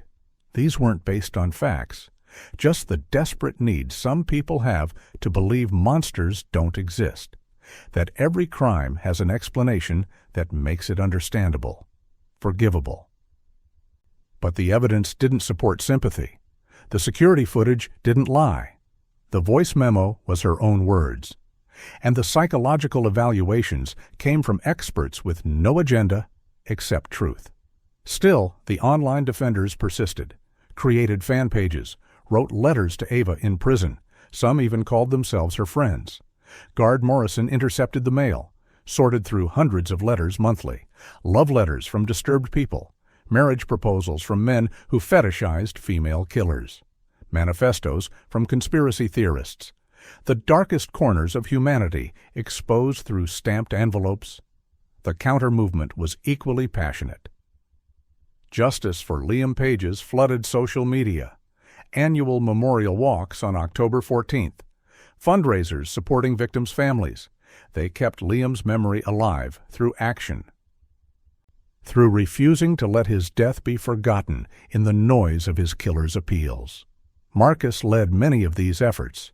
He'd graduated high school without his best friend, gone to Berkeley like they'd planned, studied music therapy like Liam wanted. Every achievement felt hollow, but he kept going. Because Liam would have wanted that. Because giving up meant Ava won twice. Once by killing him. Again by destroying everyone who loved him. So Marcus pushed forward, carried Liam's dreams like a torch, and when people asked how he dealt with the pain, he gave the same answer every time. I remember who he was, not just how he died. Westfield High struggled with trauma for years. Students who'd known Liam graduated. New students arrived who'd only heard stories. But the weight remained. The school added mental health counselors. Started programs about recognizing warning signs in peers. Tried to prevent future tragedies by learning from this one. Mrs. Chen, the guidance counselor, never forgave herself. She'd noticed Ava struggling, had tried to intervene, but she'd missed how deep the problem went, how dangerous the quiet girl really was. She retired 2 years after the trial, couldn't shake the feeling that she'd failed, that if she'd pushed harder, asked better questions, seen past Ava's mask, Liam might still be alive. Survivor's guilt doesn't require surviving direct violence. Sometimes it comes from being adjacent to tragedy and wondering if you could have stopped it. Verona Street changed too. The Whitaker house sold after 3 years. Michael and Sarah couldn't live there anymore. Every room held ghosts. Liam's bedroom stayed exactly as he'd left it for 18 months. Sarah would sit in there for hours, talking to her dead son, asking questions that had no answers. Why wasn't she enough? Why did both her children slip away? What kind of mother raises a killer and doesn't see it? Michael tried to be strong, went back to work, functioned. But co-workers noticed the difference. The way he'd zone out during meetings, the way his hands shook holding coffee, the way he'd flinch at sudden sounds. Trauma leaves marks invisible to eyes but obvious to anyone paying attention. They eventually moved to Arizona, started over somewhere nobody knew their story, tried to build something resembling life from the wreckage. But they never stopped being Liam's parents, never stopped being haunted by October 14th. The legal community remained divided on the sentence. Some prosecutors called it appropriate, argued heinous crimes demand harsh punishment regardless of age. Others worried about precedent. If one 16-year-old could be sentenced to death, who else? Where was the line? What other juveniles might face execution because Ava's case opened that door? Defense attorneys across the country watched her appeals closely. Every motion, every ruling, every legal argument that might later help their own clients. The case became bedrock, foundation for future arguments about juvenile justice. Win or lose, Ava's appeals would shape how courts treated young offenders for decades. She'd become more than a person. She was precedent, a legal concept, a name in law textbooks. And somehow, in becoming that, the human reality got lost sometimes. The actual girl sitting in a cell, the actual boy in a grave, the actual family destroyed. The abstract debate overshadowed concrete grief. Public opinion polls showed deep divisions. 53% supported the death sentence, 41% opposed it, 6% remained undecided. Demographics revealed patterns. Older respondents favored execution more than younger ones. People with children were more likely to support it than those without. Geographic location mattered too. The Bible Belt showed stronger support than coastal cities. But no demographic was unanimous. Every group had internal division. Families argued at dinner tables. Friends stopped speaking over disagreements. Because the case touched something fundamental. Questions about justice versus mercy. Punishment versus rehabilitation.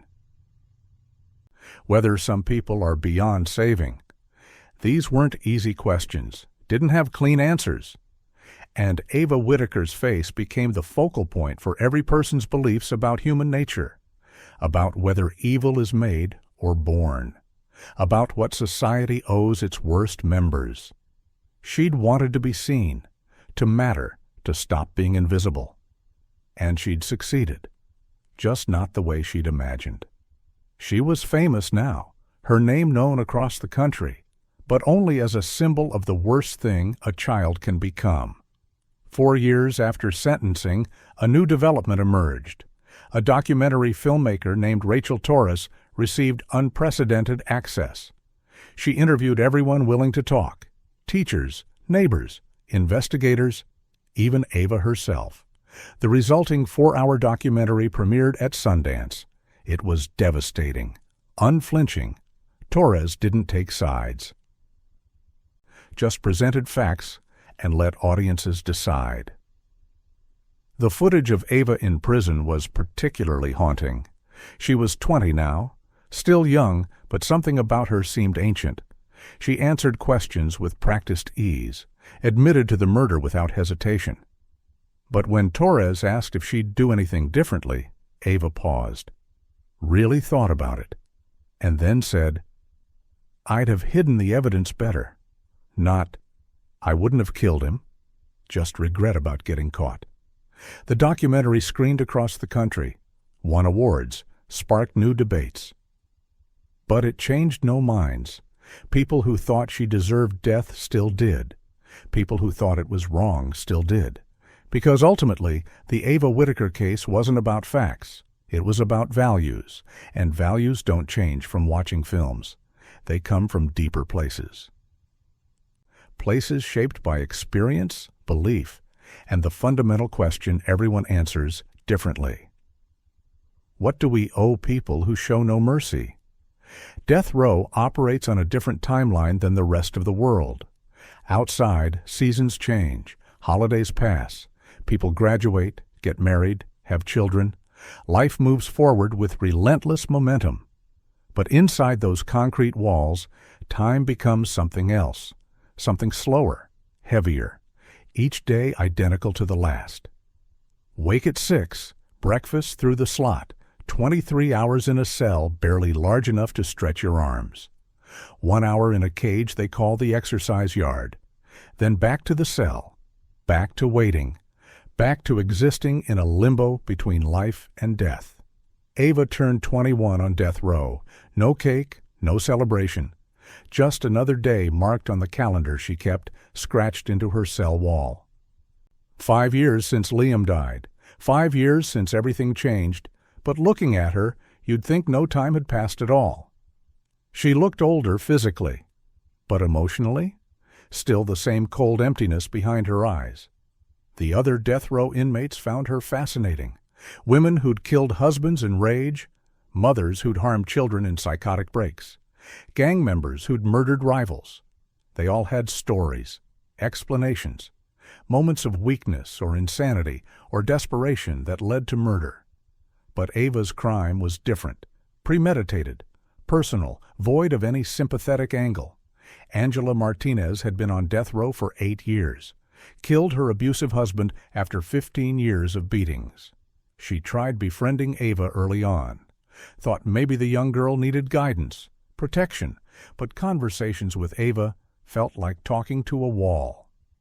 Polite responses, surface-level pleasantries, but nothing deeper. "She doesn't connect," Angela told other inmates during yard time. "It's like talking to a very smart robot.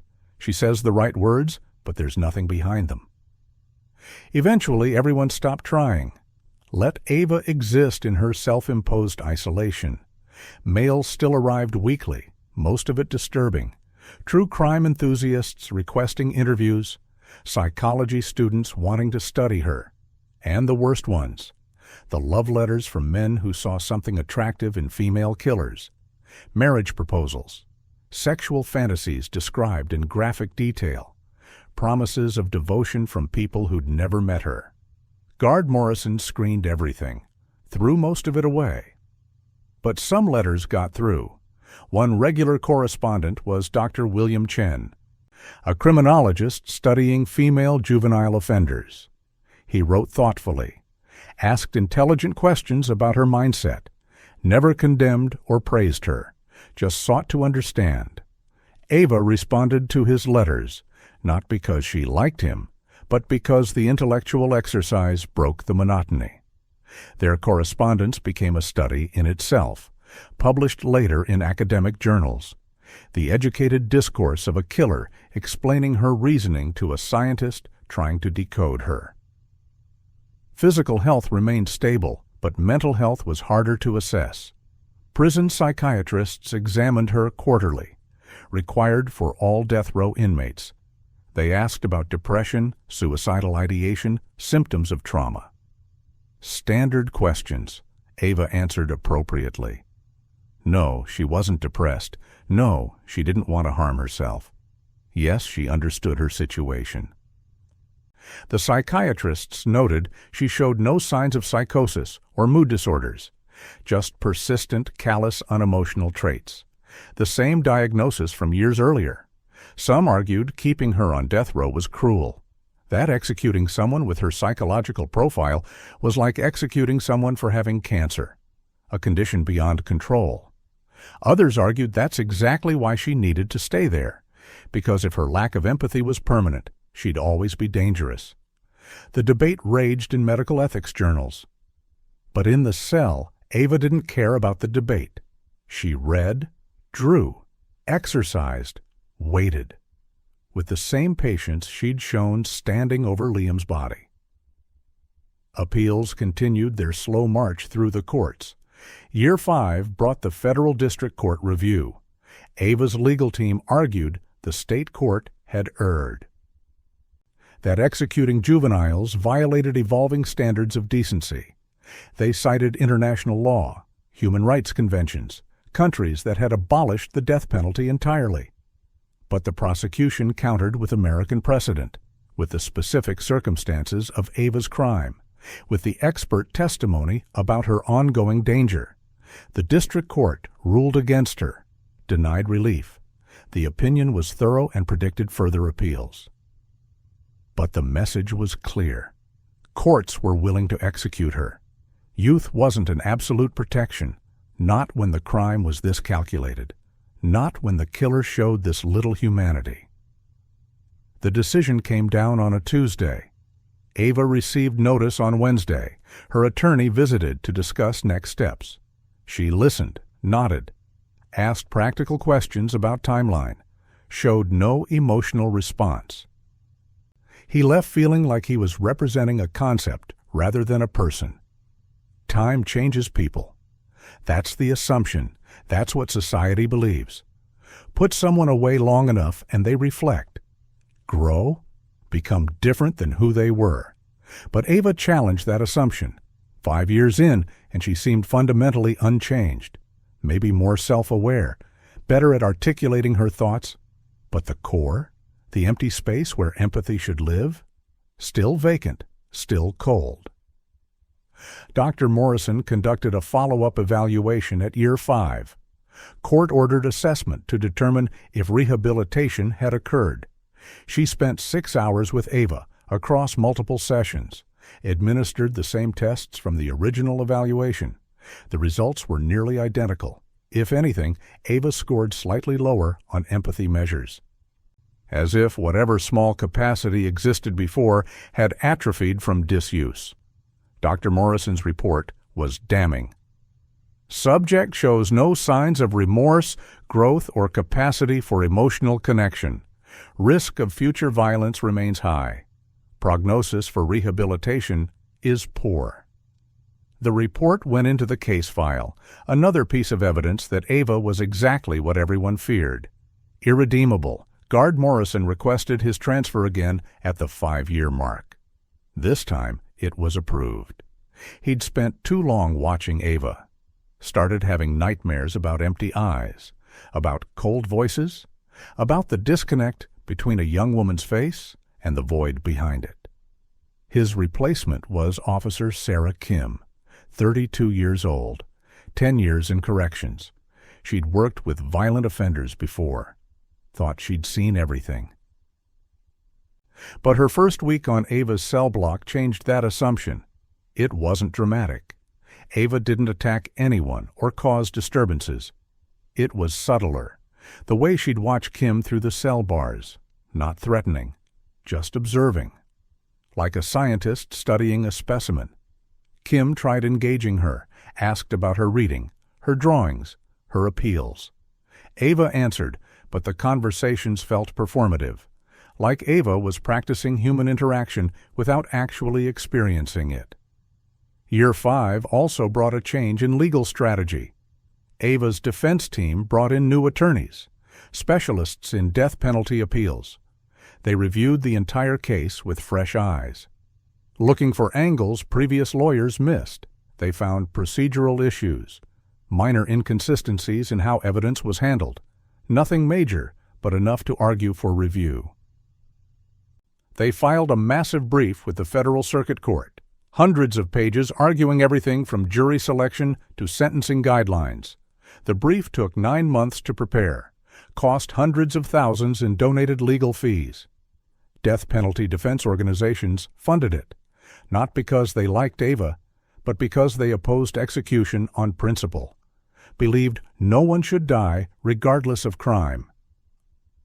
The brief was filed in October, 7 years after Liam's murder. The irony of the timing wasn't lost on anyone.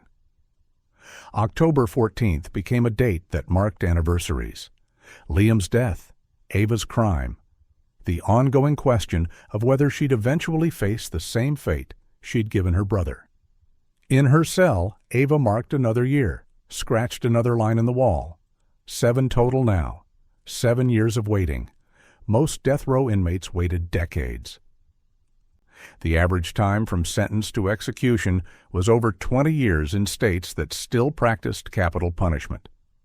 Ava knew this, understood she might live to middle age before facing lethal injection, if she ever did.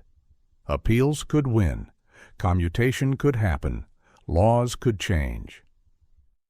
She wasn't optimistic, but she wasn't hopeless either. Just patient, always patient. The same patience that let her stand over Liam for 11 minutes. The same patience that carried her through trial. The same patience that now carried her through endless identical days waiting for courts to decide if she deserved to live. And in that patience was something terrifying, because it suggested Ava had all the time in the world, that she could wait forever, that she'd already won in some way because she'd taken what she wanted. Liam was gone. She was still here. And every day she woke up was another day she'd stolen from the brother who couldn't wake up anymore. That math, in Ava's mind, seemed to balance out just fine. The Ninth Circuit Court of Appeals heard oral arguments in May, 8 years after Liam's death. 3 judges sat on the panel, distinguished jurists with decades of experience interpreting constitutional law. Ava's legal team presented their case with precision, argued the death sentence violated the Eighth Amendment's prohibition on cruel and unusual punishment, cited brain science, adolescent development research, international standards. They had 45 minutes to convince 3 people that executing someone for crimes committed at 16 crossed a moral line society shouldn't cross. Lead attorney Sarah Brennan was passionate, eloquent. She painted Ava as a product of circumstance, a mind not fully formed making an irreversible mistake. The judges listened attentively, asked probing questions, pushed back on assertions.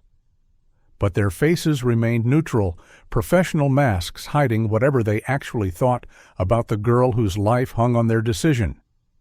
The state's Attorney General, Robert Fisher, countered with equal force. He walked the panel through the evidence methodically. The planning, the execution, the 11 minutes of watching, the voice memo, the complete absence of remorse through trial and appeals. He argued Ava's youth was a factor considered and rejected by Judge Mitchell, that the trial court had weighed all mitigating circumstances, that appellate courts existed to review legal errors, not second-guess factual determinations. And most importantly, he argued the crime's nature outweighed age-based protections. This wasn't impulse, Fisher stated clearly. This was calculation, cold, methodical, evil, and the Constitution doesn't require we pretend otherwise just because the killer was young. His 45 minutes painted Ava as exactly what Judge Mitchell had called her, a predator, one who deserved no special protection because of a birthday. The hearing lasted 3 hours, including rebuttal. Ava watched via video feed from prison, standard procedure for death row inmates during appeals. She sat in a small room with her current attorney, watched the proceedings on a screen with slight delay. Her expression remained neutral throughout. When Brennan made compelling arguments, Ava didn't react. When Fisher showed crime scene photos to the panel, Ava didn't flinch. Just watched like it was a documentary about someone else's life. Her attorney tried reading her face, looking for signs of hope or fear or anything human. But Ava gave nothing. When the hearing concluded and the video feed cut off, she simply asked when a decision might come. He told her probably 6 to 12 months. She nodded, said okay, asked to go back to her cell. The attorney left that meeting deeply disturbed. He'd represented dozens of death row inmates. They all showed something: fear, regret, anger at the system. Something. But Ava was different, and that difference was why courts kept upholding her sentence. Months passed without word. Standard appellate timeline. Briefs were submitted post-hearing. Supplemental arguments made. Behind the scenes, the 3 judges deliberated. They had access to the entire case file. Every transcript, every piece of evidence, every psychological evaluation. This wasn't a decision they took lightly. Executing someone for crimes committed as a juvenile tested the boundaries of constitutional law. But so did ignoring the severity of what that juvenile had done. The panel met multiple times, discussed precedent, debated moral philosophy, struggled with the same questions society struggled with. Where's the line? When does youth stop protecting? Can someone be irredeemable at 16? These weren't academic questions anymore. A real person's life hung in the balance, even if that person felt no remorse, even if that person seemed to lack whatever makes humans human. The law still required they get it right. The decision came down in November, 8 years and 1 month after Liam's death. Ava was 24 years old. Had spent 8 years on death row, a third of her life. The opinion was 93 pages long, comprehensive, anticipated every possible further appeal. The panel voted 2-1 to uphold the death sentence. The majority opinion, written by Judge Catherine Pierce, acknowledged the concerns about executing juvenile offenders. Discussed brain development, rehabilitation potential, the purpose of criminal justice. But ultimately concluded Ava's case represented an extreme outlier. The defendant's crime was not the product of impulsivity or peer pressure or any factor typically associated with juvenile offending, Judge Pierce wrote. It was calculated murder preceded by weeks of planning and followed by years of complete remorse absence. While we do not take this decision lightly, we conclude the district court correctly applied the law. The sentence stands. The dissenting opinion came from Judge Marcus Reynolds, 32 pages arguing no juvenile should face execution regardless of circumstances. He wrote passionately about evolving standards of decency, about international consensus against juvenile death sentences, about the purpose of punishment being rehabilitation, not revenge. I do not dispute the heinousness of the defendant's crime, Reynolds wrote, but I cannot accept that we, as a civilized society, should kill children for any reason. The defendant was 16. Her brain was not fully developed, and while she may never show remorse, that potential for growth, however small, should preclude execution. It was a compelling dissent, one that would be cited in future cases, but it was still a dissent. 2 judges against 1. The death sentence remained intact. News of the decision reached Ava during lunch. Guard Kim delivered the message personally, watched Ava's face for reaction. Ava set down her tray, asked if she could read the full opinion.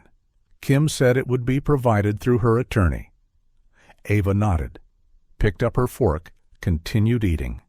No tears, no anger, no visible response at all. Kim had seen inmates get news of denied appeals before. Most broke down, screamed, attacked walls, something. But Ava just ate lunch, like nothing happened.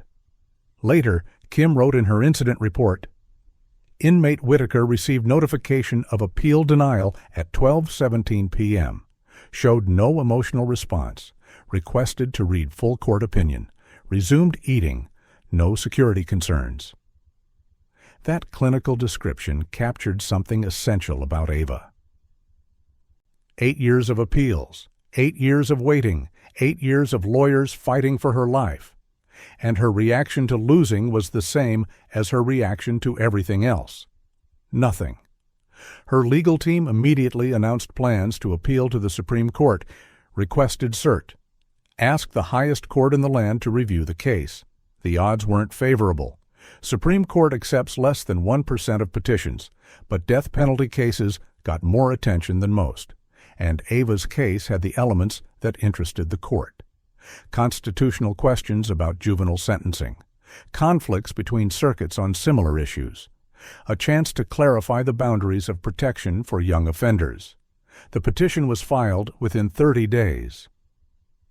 Now came more waiting, months before they'd know if the court would even hear arguments. And if denied? Then Ava's legal options narrowed dramatically. State-level clemency petitions, last-minute stays, the desperate final moves of death row inmates running out of road. But that was future problem. For now, Ava went back to her cell, scratched another mark on the wall, 8 years and counting, and began the wait once again. Patient as ever, empty as ever, exactly the same as she'd always been. The Supreme Court petition landed on the docket in January. 9 justices who would decide if Ava Whitaker's case merited review.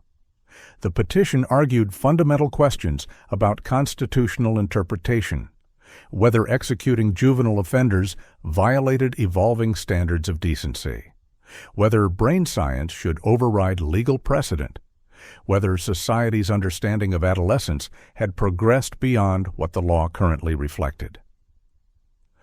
These were big questions, significant questions, the kind that shaped legal doctrine for generations. But they were also attached to a specific person, a specific crime, and the specifics of Ava's case made even sympathetic justices pause. Because granting review meant potentially overturning a sentence everyone agreed matched the crime's severity. The question wasn't whether Ava deserved punishment. The question was whether death was constitutionally permissible, and that question divided even the most thoughtful legal minds. Media attention intensified as the Supreme Court considered the petition. Major news networks ran retrospectives. 10 years later, the Ava Whitaker case. Documentary crews revisited Verona Street, interviewed neighbors who remembered that October night. The house where Liam died had new owners. A young family with 2 small children. They knew the history when they bought it, got a significant discount because of it. But they'd worked hard to erase the tragedy, repainted every room, replaced the flooring, tried to fill the space with new memories, new life. Their children played in the yard where Liam once practiced drums, rode bikes on the street where ambulances once screamed. Life moved forward. It always does, even when part of you wants time to stop, wants to freeze October 14th forever as a memorial to injustice. But the world doesn't work that way. It just keeps spinning. Marcus had built a life Liam would have been proud of. 25 years old now. Music therapist working with trauma victims, helping people process pain through rhythm and melody. Exactly what Liam dreamed of doing. Marcus never married. Told friends he wasn't ready. But the truth was more complicated. Part of him felt guilty being happy when Liam couldn't be. Survivor's guilt that therapists told him would fade, but never really did. He still visited Liam's grave every October 14th, brought drumsticks, told stories about their plans, about the life Liam should have lived. Other visitors left flowers, strangers who'd followed the case and felt connected to a boy they'd never met. Liam's grave became a strange kind of shrine, a place people came to process their own feelings about justice and loss and the randomness of violence. Marcus didn't mind sharing the space. Liam had belonged to everyone who loved him. Death didn't change that. Sarah and Michael Whitaker had divorced 3 years earlier. The marriage couldn't survive the weight of losing both children. They'd tried, attended counseling, made efforts to support each other. But grief like theirs is too heavy for two people to carry together. It needs space, distance, the ability to process without constantly seeing your pain reflected in someone else's eyes. Michael remarried, a widow who understood loss. They had a quiet life in Arizona. He never talked about Ava. When people asked if he had children, he said yes. One son. Liam. Past tense.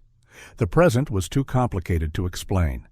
Sarah never remarried, lived alone in a small apartment in Oregon, worked part-time at a library, saw a therapist weekly. Some days were okay, most weren't. She'd tried writing a book about her experience, hoping it might help other families. But she couldn't get past the first chapter without breaking down. The wound was too fresh. Would always be too fresh. You don't recover from losing a child. You just learn to exist alongside the loss. The Supreme Court conference to discuss Ava's petition happened in March, behind closed doors. No media, no public. Just 9 justices reviewing the petition and deciding if it merited full briefing and oral arguments. The vote was confidential, but legal experts predicted it would be close. At least 4 justices needed to vote yes for the court to grant cert. Conservative justices typically favored upholding state death sentences. Liberal justices typically opposed capital punishment broadly. But individual justices sometimes surprised. Personal beliefs didn't always align with judicial philosophy, and Ava's case had elements that cut across ideological lines. Conservatives might appreciate the clear evidence and appropriate sentence, but also might question executing someone so young. Liberals might oppose death penalty on principle, but also might struggle defending someone who showed such complete absence of remorse. The speculation was endless. The actual deliberation remained secret. The decision came in April. The Supreme Court denied certiorari, declined to review the case. No explanation given. Standard procedure, just a single line in the court's orders. Petition for writ of certiorari denied. Those 6 words meant the circuit court's decision stood, meant Ava's death sentence remained intact, meant her legal options were nearly exhausted. The denial didn't necessarily mean the justices thought executing her was right. Just that they didn't think the case presented questions requiring Supreme Court intervention. Maybe they believed lower courts had handled it correctly. Maybe they didn't want to tackle juvenile death penalty questions with facts this unsympathetic. Maybe they simply had other priorities. The court's reasoning was opaque, but the result was clear. Ava's execution was moving from theoretical to inevitable. Her legal team pivoted to state clemency proceedings. Last resort for death row inmates. Petition the governor for mercy. Ask executive power to override judicial decisions. It rarely worked. Governors faced political pressure. Looking soft on crime could cost elections. But occasionally, usually in cases with new evidence or serious procedural errors, clemency got granted. Ava's case had neither. No new evidence, no errors. Just the same question that had been debated for 10 years. Does her age at the time of the crime warrant mercy? Her attorneys prepared the clemency petition with care, emphasized her youth, her potential for growth. The international consensus against juvenile executions. They included letters from psychologists arguing rehabilitation remained possible, from religious leaders arguing forgiveness and redemption, from advocates arguing society's moral obligation. It was comprehensive, passionate, well argued, but everyone knew the odds. Governor Thompson was in his 2nd term, conservative, law and order platform. He'd never granted clemency to a death row inmate, wasn't likely to start with the most notorious juvenile killer in state history. While her attorneys fought legal battles, Ava prepared for the possibility they might lose. Death row inmates with exhausted appeals received notice when execution dates got scheduled. could be months away, could be years. But eventually, for most, the date came. Ava was 25 now, had spent a third of her life waiting. 9 years in the same cell. 9 years of identical days bleeding together into one endless moment. She'd changed physically, no longer looked like the teenage girl from trial photos. But internally? Guard Kim couldn't tell. Same flat effect, same empty responses, same sense of existing without really living.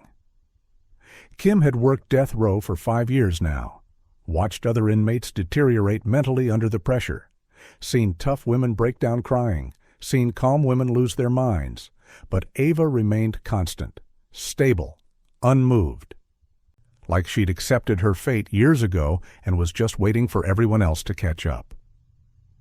The clemency petition was submitted in June. Governor Thompson's office had 90 days to review it and make a decision. During that time, media attention reached fever pitch. Opinion pieces flooded newspapers. Cable news panels debated endlessly. Should she receive mercy? Does youth matter after 10 years? Has she changed enough to deserve life? The arguments circled the same territory they'd covered for a decade. Nothing new, just louder, more urgent, because this felt like the end, the final decision. After this, there were no more appeals, no more petitions, no more delays, just a date, a needle, and the question of whether society would actually execute someone for crimes committed at 16. That question had been theoretical for years. Now it was becoming real. And America watched with divided hearts, wondering what the answer would say about who we are as a people, about what justice means, about whether some crimes are so unforgivable that age becomes irrelevant. The answer was coming. And everyone, including Ava, was waiting. Governor Thompson's desk held 3 stacks of documents, one supporting clemency, one opposing it, one containing the complete case file. He'd spent 6 weeks reviewing everything, read every psychological evaluation, watched the security footage that haunted his dreams afterward, listened to recordings of victim impact statements that made him stop the playback multiple times just to breathe. This decision weighed heavier than any he'd made in 8 years as governor: sign clemency and face accusations of being soft on crime. Deny it and potentially execute someone for actions taken at 16.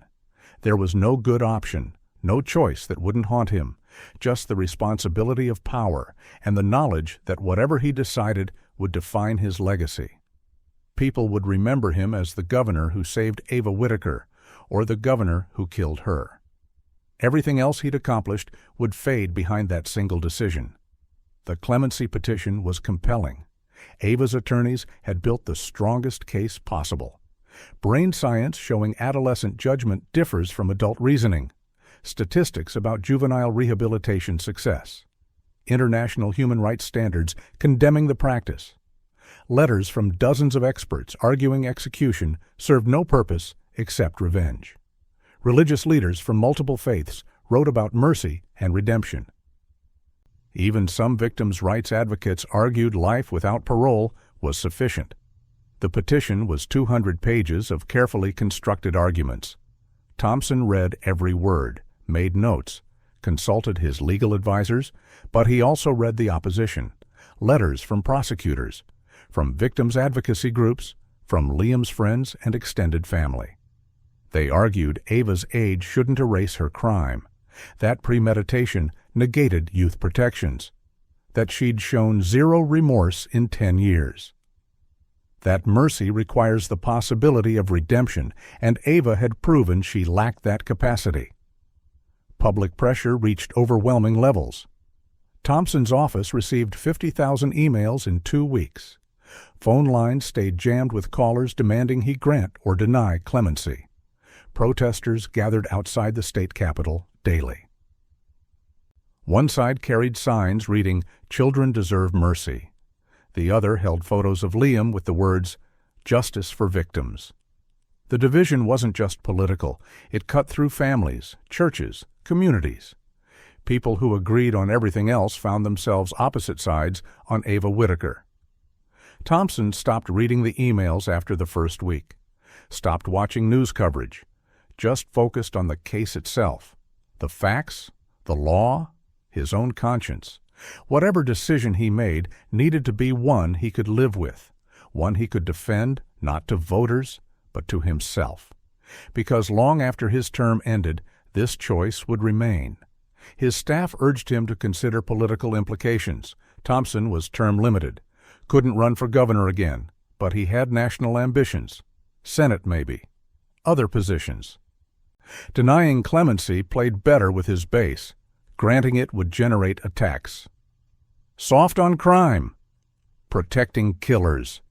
The kind of sound bites that destroy campaigns. But Thompson had always believed in doing right over doing popular. At least that's what he told himself.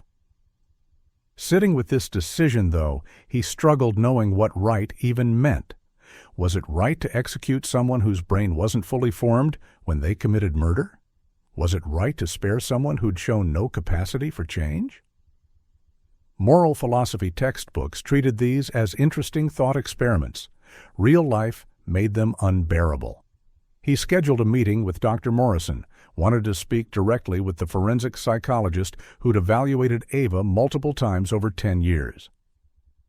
She came to the governor's mansion on a Tuesday, sat across from him in his private office, answered his questions with clinical precision. Yes, Ava showed callous, unemotional traits. Yes, these were likely permanent characteristics. Yes, rehabilitation was highly unlikely. But when Thompson asked if executing her was right, Dr. Morrison paused. "That's not a psychological question," she said carefully. "That's a moral one. I can tell you what she is. I can't tell you what she deserves." The honesty was refreshing but unhelpful. Thompson thanked her, showed her out, returned to his desk staring at the 3 stacks of documents. The answer had to be in there somewhere, but the more he looked, the less clear it became. He spoke with his wife that night. Margaret had been by his side through 20 years of politics, knew him better than anyone. She listened while he voiced his fears. About making the wrong choice, about legacy, about justice versus mercy. She let him talk for an hour, then asked one simple question. "If this wasn't political, what would you do?" He thought about it, really thought, and realized he didn't know. The political implications had tangled so deeply into his reasoning that he couldn't separate them anymore. Margaret squeezed his hand, told him to take a walk, clear his head. He did, walked the mansion grounds for 2 hours in darkness, thinking about Liam, about Ava, about what justice really meant. And slowly, painfully, an answer emerged. Not one he liked, just one he could live with. The decision was announced on September 1st, 10 years minus 6 weeks since Liam's death. Thompson held a press conference, read from a prepared statement. His voice was steady, but his hand shook holding the paper. "After extensive review of all evidence and arguments, I have decided to deny clemency to Ava Whittaker. While her age at the time of the crime gives me pause, the nature of her actions and her complete lack of remorse over 10 years convince me the judicial sentence was appropriate. This decision was not made lightly. I have prayed over it, consulted with experts, searched my conscience, but ultimately, justice demands accountability, and in this case, the harshest accountability available." He didn't take questions, just walked off the podium while reporters shouted after him, went back to his office, locked the door, and for the first time in his political career, allowed himself to cry. Ava received the news the same day. Guard Kim delivered it personally. Expected some reaction. Denial was the last hope. Now there was no hope, but Ava's response was characteristic. She asked when the execution would be scheduled. Kim said probably within 6 months. Ava nodded, said thank you, went back to her book. Later, Kim wrote in her report what she'd written dozens of times before. No emotional response, but this time she added a personal note. 10 years watching this woman, and I still don't understand what she is. She's about to die, and she reacts like someone told her the cafeteria menu changed. I don't believe in evil as a supernatural thing, but Ava Whittaker makes me question that. Because if this isn't evil, I don't know what is. The report went in the file, another documentation of the emptiness that defined Ava Whittaker, the void where a soul should be. The execution date was set for March 15th, 6 months away. Department of Corrections began preparations, execution protocol reviews, staff assignments, witness lists, media lottery for the few spots available. Everything moved forward with bureaucratic efficiency. Death became an administrative task. Forms to file, procedures to follow, checklists to complete. Meanwhile, Ava's attorneys filed emergency appeals, last-ditch efforts to stop what now seemed inevitable. But courts moved quickly to deny them. The case had been litigated thoroughly, every argument addressed, every constitutional question examined. There was nothing left to argue, just the final countdown. 6 months, then 5, then 4. Time that once moved slowly suddenly accelerated, racing toward an endpoint that would close the Ava Whittaker chapter, would give Liam's family something called closure, would let society move on to the next tragedy, the next debate, the next name in headlines. But for Ava, sitting in her cell, marking days on the wall, time probably felt the same as always. Just another wait, just another countdown, just another thing happening to her that she observed without really feeling. Empty until the end. The last 72 hours of a death row inmate's life follow specific protocol.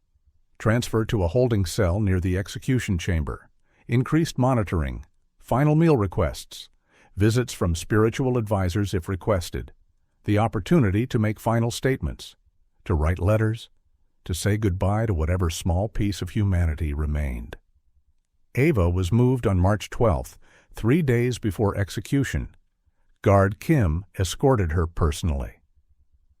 Walked beside her through corridors she'd never seen in 10 years, past cells holding other inmates who pressed against bars to watch. Some shouted, some stayed silent. Everyone knew what that walk meant. Ava moved through it with the same empty calm she'd shown for a decade. When they reached the holding cell, smaller than her previous one, she looked around briefly, then sat on the bed and waited. Just like she'd always waited. Her parents were offered final visitation. Michael declined, told prison officials he'd said goodbye years ago. Nothing left to say now. Sarah struggled with the decision for days. Part of her needed to see her daughter one last time. Part of her couldn't bear it. In the end, she came, sat across from Ava in the visitation room on March 13th, 2 days before execution. They'd installed a phone system for final visits, no physical contact allowed. Sarah picked up the phone with trembling hands. Ava picked up hers with steady ones. They looked at each other through plexiglass, mother and daughter, stranger and stranger. Sarah tried to speak, words caught in her throat. Finally managed. "Is there anything you want to say to me?" Ava thought for a moment, then responded with devastating honesty. "I wish things had been different, but I can't change what happened, and I can't feel what you want me to feel." Sarah dropped the phone, left without another word, collapsed in the parking lot sobbing. That was goodbye. Marcus came on March 14th. He'd debated it for months. Part of him wanted to look Ava in the eye one final time, to ask why, to try understanding something that couldn't be understood. But another part knew it wouldn't help, wouldn't bring Liam back, wouldn't provide closure. Still, he showed up, sat in that same visitation room, picked up the phone when she picked up hers. "I'm here for Liam," he said, "because he loved you once, because he worried about you, because even after everything, he wouldn't want me to hate you." Ava listened, then responded, "Liam was good, better than me, better than most people. I know that now." It was the closest she'd come to remorse in 10 years. Not regret exactly, just acknowledgement. Marcus hung up, left feeling emptier than when he'd arrived. Some questions don't have answers. Some understanding is impossible. The final meal request came on March 14th evening. Tradition states that still allowed it. Ava requested something simple: grilled cheese sandwich, tomato soup. Apple pie. Comfort food from childhood, the kind of meal a normal teenager might want. Guard Kim found that somehow sadder than if she'd requested nothing. It suggested there was still something human buried deep inside, something that remembered being a child, being normal, being anything other than the monster she'd become. The meal arrived at 6 p.m. Ava ate slowly, finished everything, said it was good, then returned to sitting on the bed, staring at the wall, waiting for March 15th to arrive. The execution was scheduled for midnight, standard timing. Ava spent her final day reading, writing letters to her attorneys, thanking them for their efforts. She didn't write to her parents, didn't write to anyone else, just the lawyers, professional courtesies. At 10 p.m. the warden arrived, asked if she had any final statements she wanted recorded. Ava thought for a long moment, then spoke words that would be quoted in news reports for years. "I understand why I'm here. I understand what I did was wrong, but understanding isn't the same as feeling. I took a life. Now the state is taking mine. That's justice. That's balance. I hope Liam's family finds peace." Not quite remorse, but closer than she'd ever come.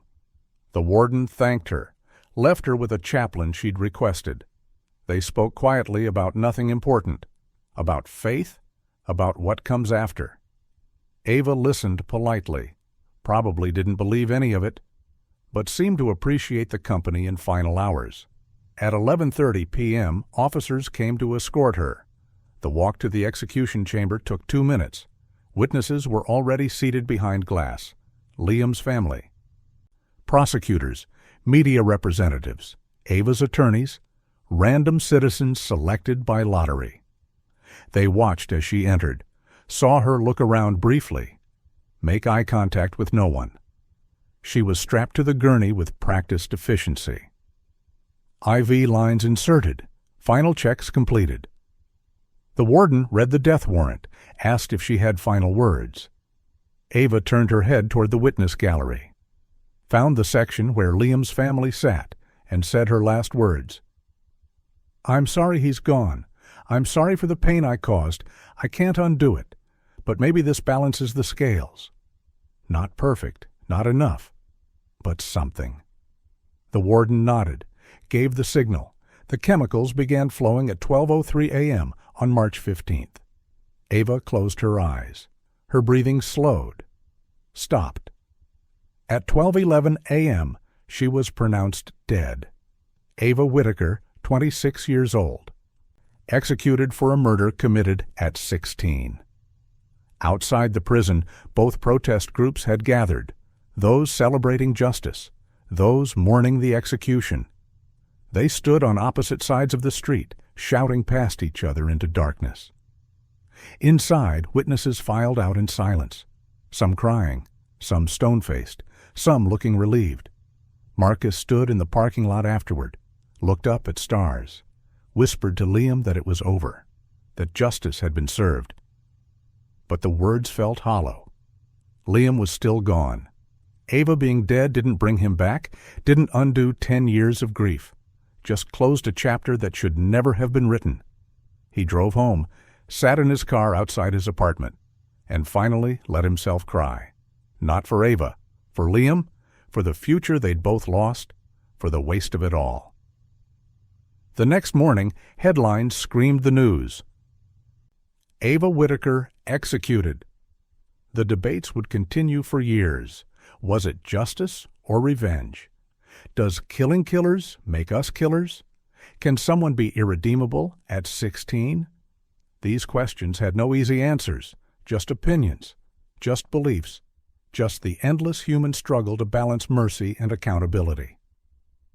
Liam's grave received fresh flowers that week, drumsticks, cards, messages from people who still remembered. His parents visited separately, stood over the headstone that marked 15 short years of life. Michael whispered that justice had been served. Sarah said nothing, just cried. Because in the end, justice didn't heal anything, didn't bring back sons, didn't restore families, just provided an ending to a story that should never have begun. 10 years after one teenager killed another, the state killed that teenager. The gavel had fallen, the sentence executed, the debt paid. But standing in that cemetery, looking at Liam's name carved in stone, the only truth that mattered was simpler than any legal argument. A good kid died for no reason except jealousy, and nothing that happened afterward could ever make that right. Not trials, not appeals, not executions. Justice had arrived. But it brought no peace, just the cold comfort of knowing evil had been named, judged, and removed from the world. The story was over, but the grief would last forever. And somewhere in that infinite sadness was the real cost of what Ava Whitaker had done. Not just Liam's death, but the destruction of everyone who loved him. That was her true crime, and no sentence could ever balance those scales.